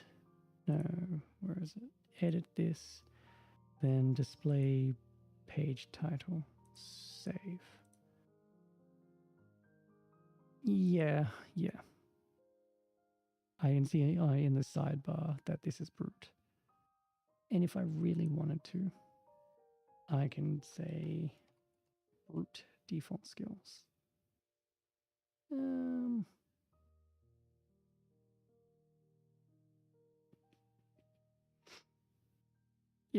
Yeah.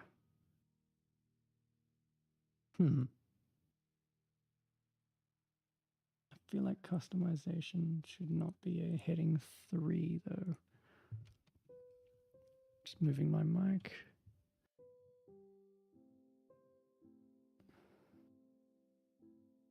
The brute default skills give you 2 vulnerabilities and you get your basic attacks. And yes, you do get customization, but no. I think it's a minor thing. I can change it later. It's the tiniest change. Yeah, okay. I'll keep it like that for now. Brute default skills, basic attacks, customization, the role skills brute, which are things you can gain from leveling, level 20, 40, and 60. And if you're an elite, you can also gain 1. And when you're a champion, you can also gain a couple as well.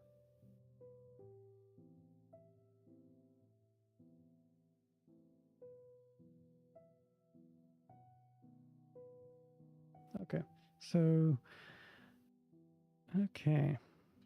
Now, let's go over to the hunter. Now that I've made the brute, I should be able to duplicate. Brute copy is here.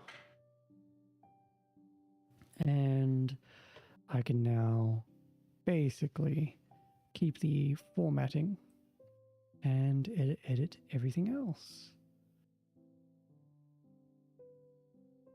A little bit of time saving. Okay, so brute. We're moving over to the hunter, the glass cannon. Okay. Next time, I don't need to show the PDF. It's not something I need to do right now. If I paste this, it's going to make everything bold. Of course it is. So I'll unbold this, then paste it, and then go back in and bold things. That's fine.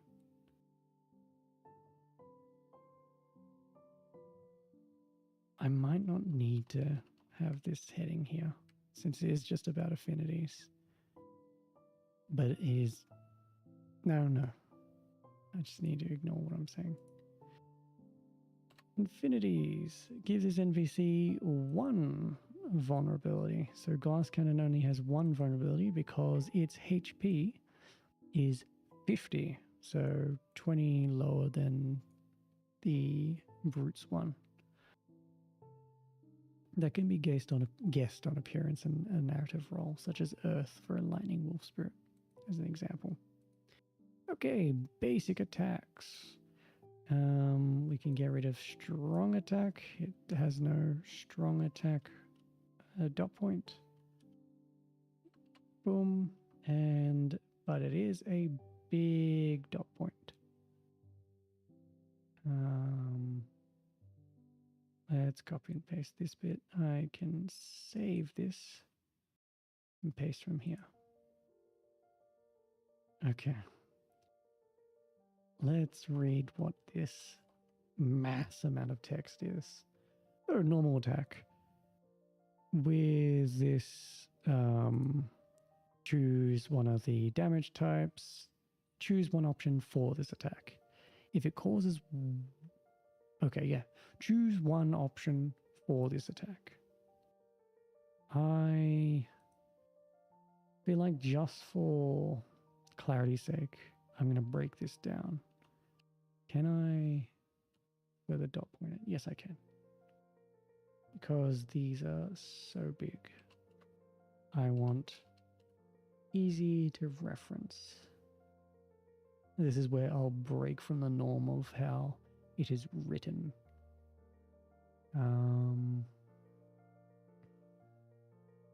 Yeah. I think those are the only 2 dot points. Okay. So, simple attack. It's a classic attack. I choose 2 of the different types of 2-hit rolls. So either using Dexterity Insight or Dexterity Might.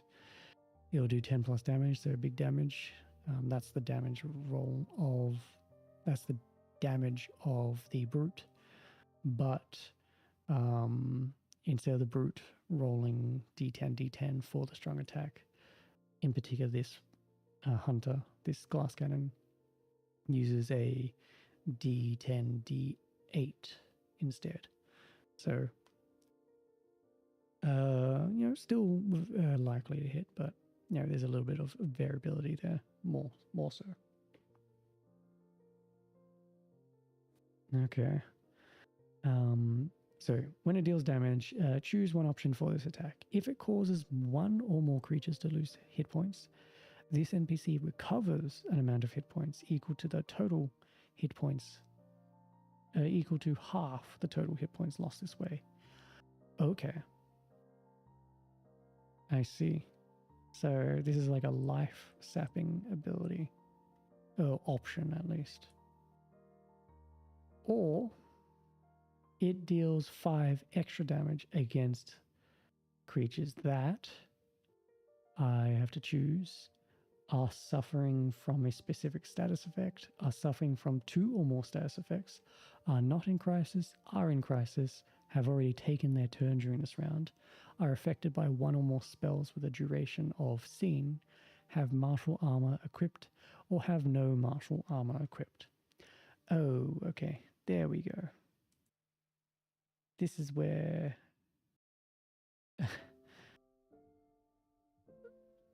Okay, I understand why, but that is a bit hard to pass. So, just for how this template works, is like this hunter only has really 1 standard attack. You just have to decide, is this like a life-sapping attack, or does this attack have a rider where it does more damage based on a certain condition? Not a status condition, just like a circumstance in the game.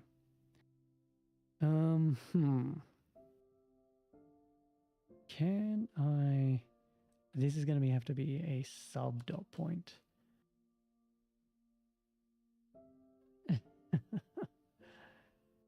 Because, well, when you break it down like that, it might be easier to read. This maybe be easier to immediately go, okay. Now let's look at the hunter. Save.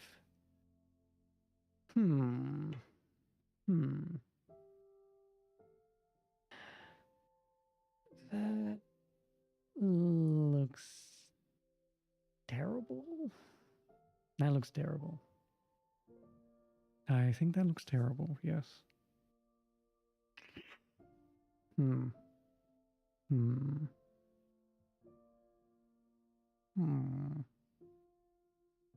This is definitely a...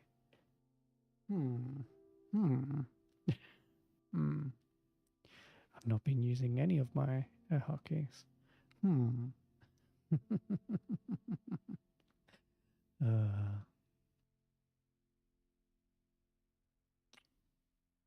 No, this is definitely a thinking moment right now. And we gotta put down the teacup. Need to put down my peppermint tea. Which I do have, by the way. If you're ever watching, you should always have some tea. Even if you're not watching, always have some tea.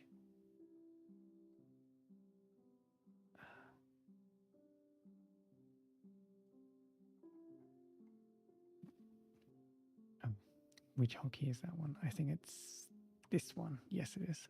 I was having a little bit of a tea break. There we go. Anyway. I am going to leave that and come back to it. I am likely... I'm likely going to leave it like this because as a reading reference, this is okay. Not the prettiest, but right now, as a reading reference, it's okay. I will just have to, for the actual attack, in the condition of doing extra damage, just list one of these things and it'll look cleaner. Because, you know, in essence, all it is, you know, do this, that, and it deals damage with one of these sentences, not even like a full sentence. So it's you know, a very short standard attack, but so many options that I have to decide when building the character, not every turn. That would be way too much. But I don't mind the idea of giving them a new attack when I can gain a new skill, to be like, here's a new condition. So now you can deal extra damage when they are in crisis and have already taken their turn this round. So you can get extra damage more consistently. I like that idea. Okay, we're going to leave that for now. So, customization. Oh, did the brute? No. So in the brute it says if soldier or elite increase maximum hit points by 10 or add one of the following. In the hunter one it says if soldier or elite add one hunter roll skill from the next page or add one of the following. So the hunter will not gain extra hit points just from this customization heading, but it also has a lot more potential skills to choose from immediately. Okay, so following this mess, it looks like the hunter has a lot more options straight away, meaning, you know, harder to build, or harder to build, because you're gonna have to make a lot more choices. I'm okay with that.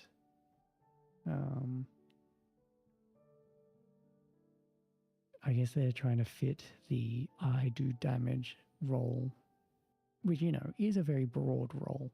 I do damage. Especially with all these conditions. This might be the broadest role. I don't think any of the other roles are like that.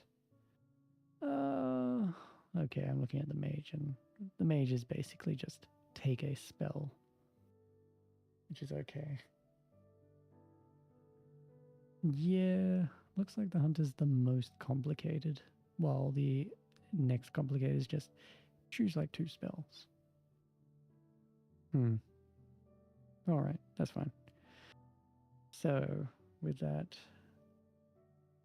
let's copy and paste all this stuff. Unbold, paste, then and then let's dot point all that, not dot point that, and start bolding some stuff. If a soldier elite, add 1 hunter roll skill on the next page, or add one of the standard ones from here. Okay, what do we have for the hunter? At least the maybe simpler versions, or the more basic ones. When this emergency camouflage, when this NPC enters crisis for the first time during a scene, they become invisible to all enemies until the start of the next turn. Okay, very simple one. I'm in danger. and they're untargetable, basically. They're not targetable. Untargetable. In not.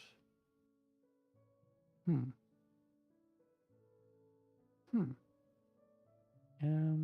Interesting. Yeah. My English failed me there. Oh well. Okay. And leave those gaps for now. I'll do tiny little finagling later. So, what's another option? False sense of security. When an ally fails an opposed check or misses all targets with an attack or an offensive spell, this NPC gains a +3 bonus to their next check when they perform. Next check they perform. This benefit is not cumulative.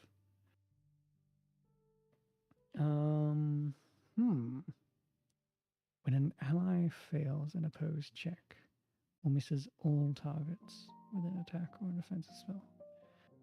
So, if the adversaries are not doing well, this gives a little bit of motivation to the hunter. It's like, nope, we didn't do well that time. Don't worry, when it's my turn, I'll do better. Okay, yeah, I like that. It allows, especially for times when I myself am the game master. Forgive me. It looks like and there is a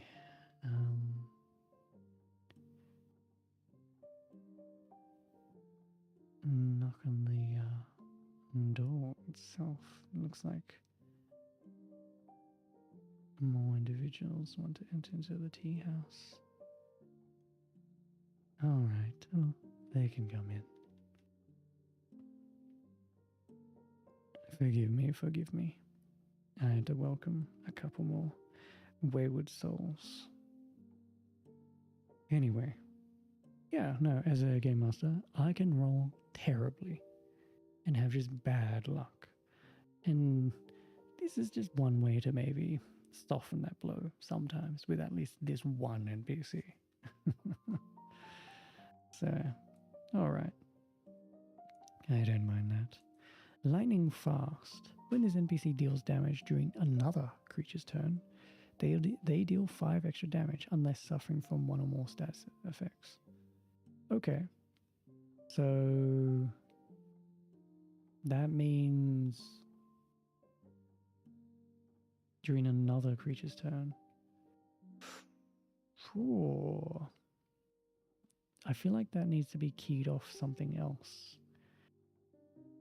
Okay, I'm looking at their other skills on the next page. They have a potential addition of a strong attack that... No. Other turn. Not on their turn. I need to recheck how they could deal damage during some other creature's turn.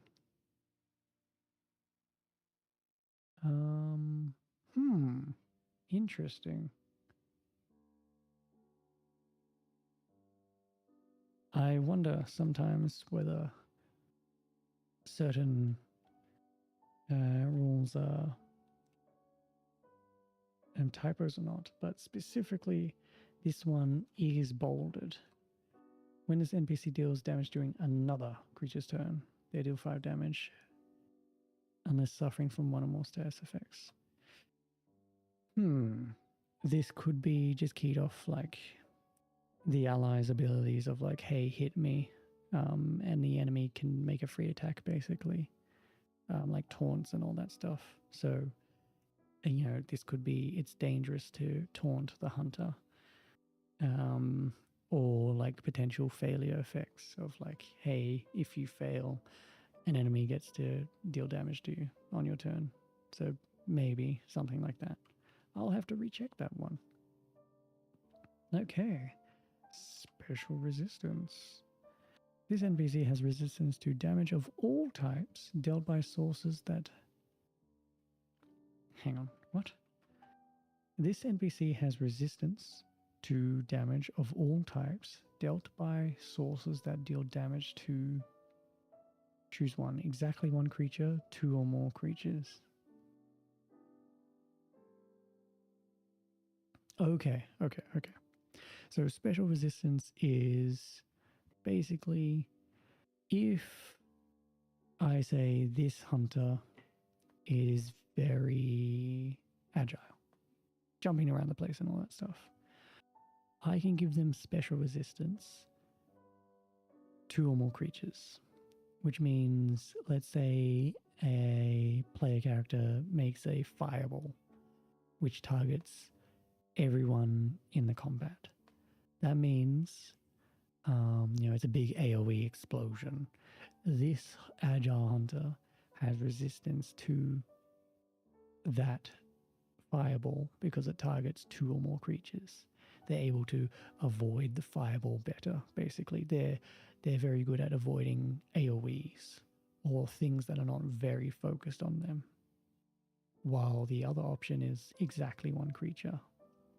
So they might be they might be like a duelist, where when it's a one-on-one, if a player character is targeting exactly only them, a single target melee strike, they have resistance to it. It's like, hey, you're only targeting me. I can fully focus on you and be good at avoiding some damage. Okay.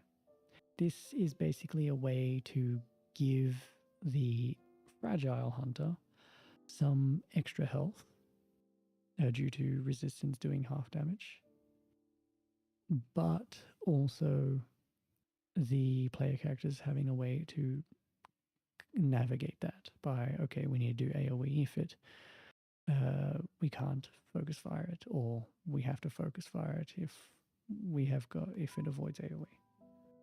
Okay, I like it. Nice. And choose one. Let's bold that. Okay, cool. Hunters have been interesting.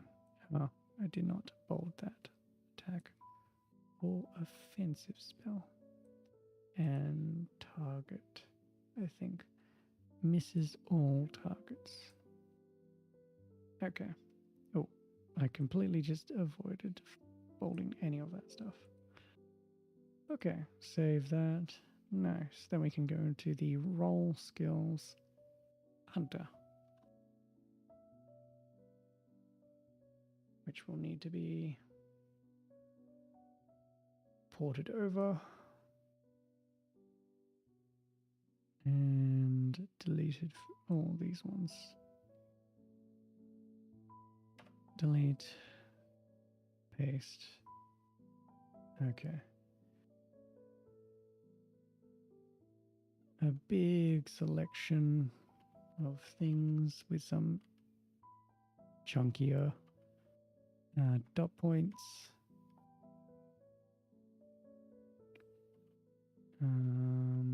Okay, let's just dot point all of that. Okay, and then just save it. Okay, so these are the fancy things that from the beginning a hunter can pick one of these things as a level 5 hunter, but then also as they level up at level 20, level 40, and level 60. And if they're an elite or a champion, they'll have access to these as well. Okay. Normal attack targets magic defense instead of defense. Cool. They can just have basically a magical attack instead, or avoid physical protection, basically piercing type of thing. Add a strong attack that icon melee or icon ranged believe it's ranged. Was it range? It is range. Okay, cool. That should be all. And that should be a dot. Okay, so this one, add a strong attack that can deal different types of damage types. It has the multi-target trait. And this NPC cannot perform any actions or free attacks until the end of the next turn. Oh, it's a high roll 15. Okay, this is a big attack. A big attack. So they focus on their strike, dealing 15 plus damage and 2 targets as well. But now they can't do any free attacks for a bit. Okay. Other options, strong attack. If they have a strong attack, targets magic defense instead of defense. So basically, you would want to buy the strong attack version first and then get the strong attack magic defense skill after that, which I think might be the first time these skills like build off each other. This NPC learns 2 spells of your choice. Are these tagged? Yes, they are. Nice.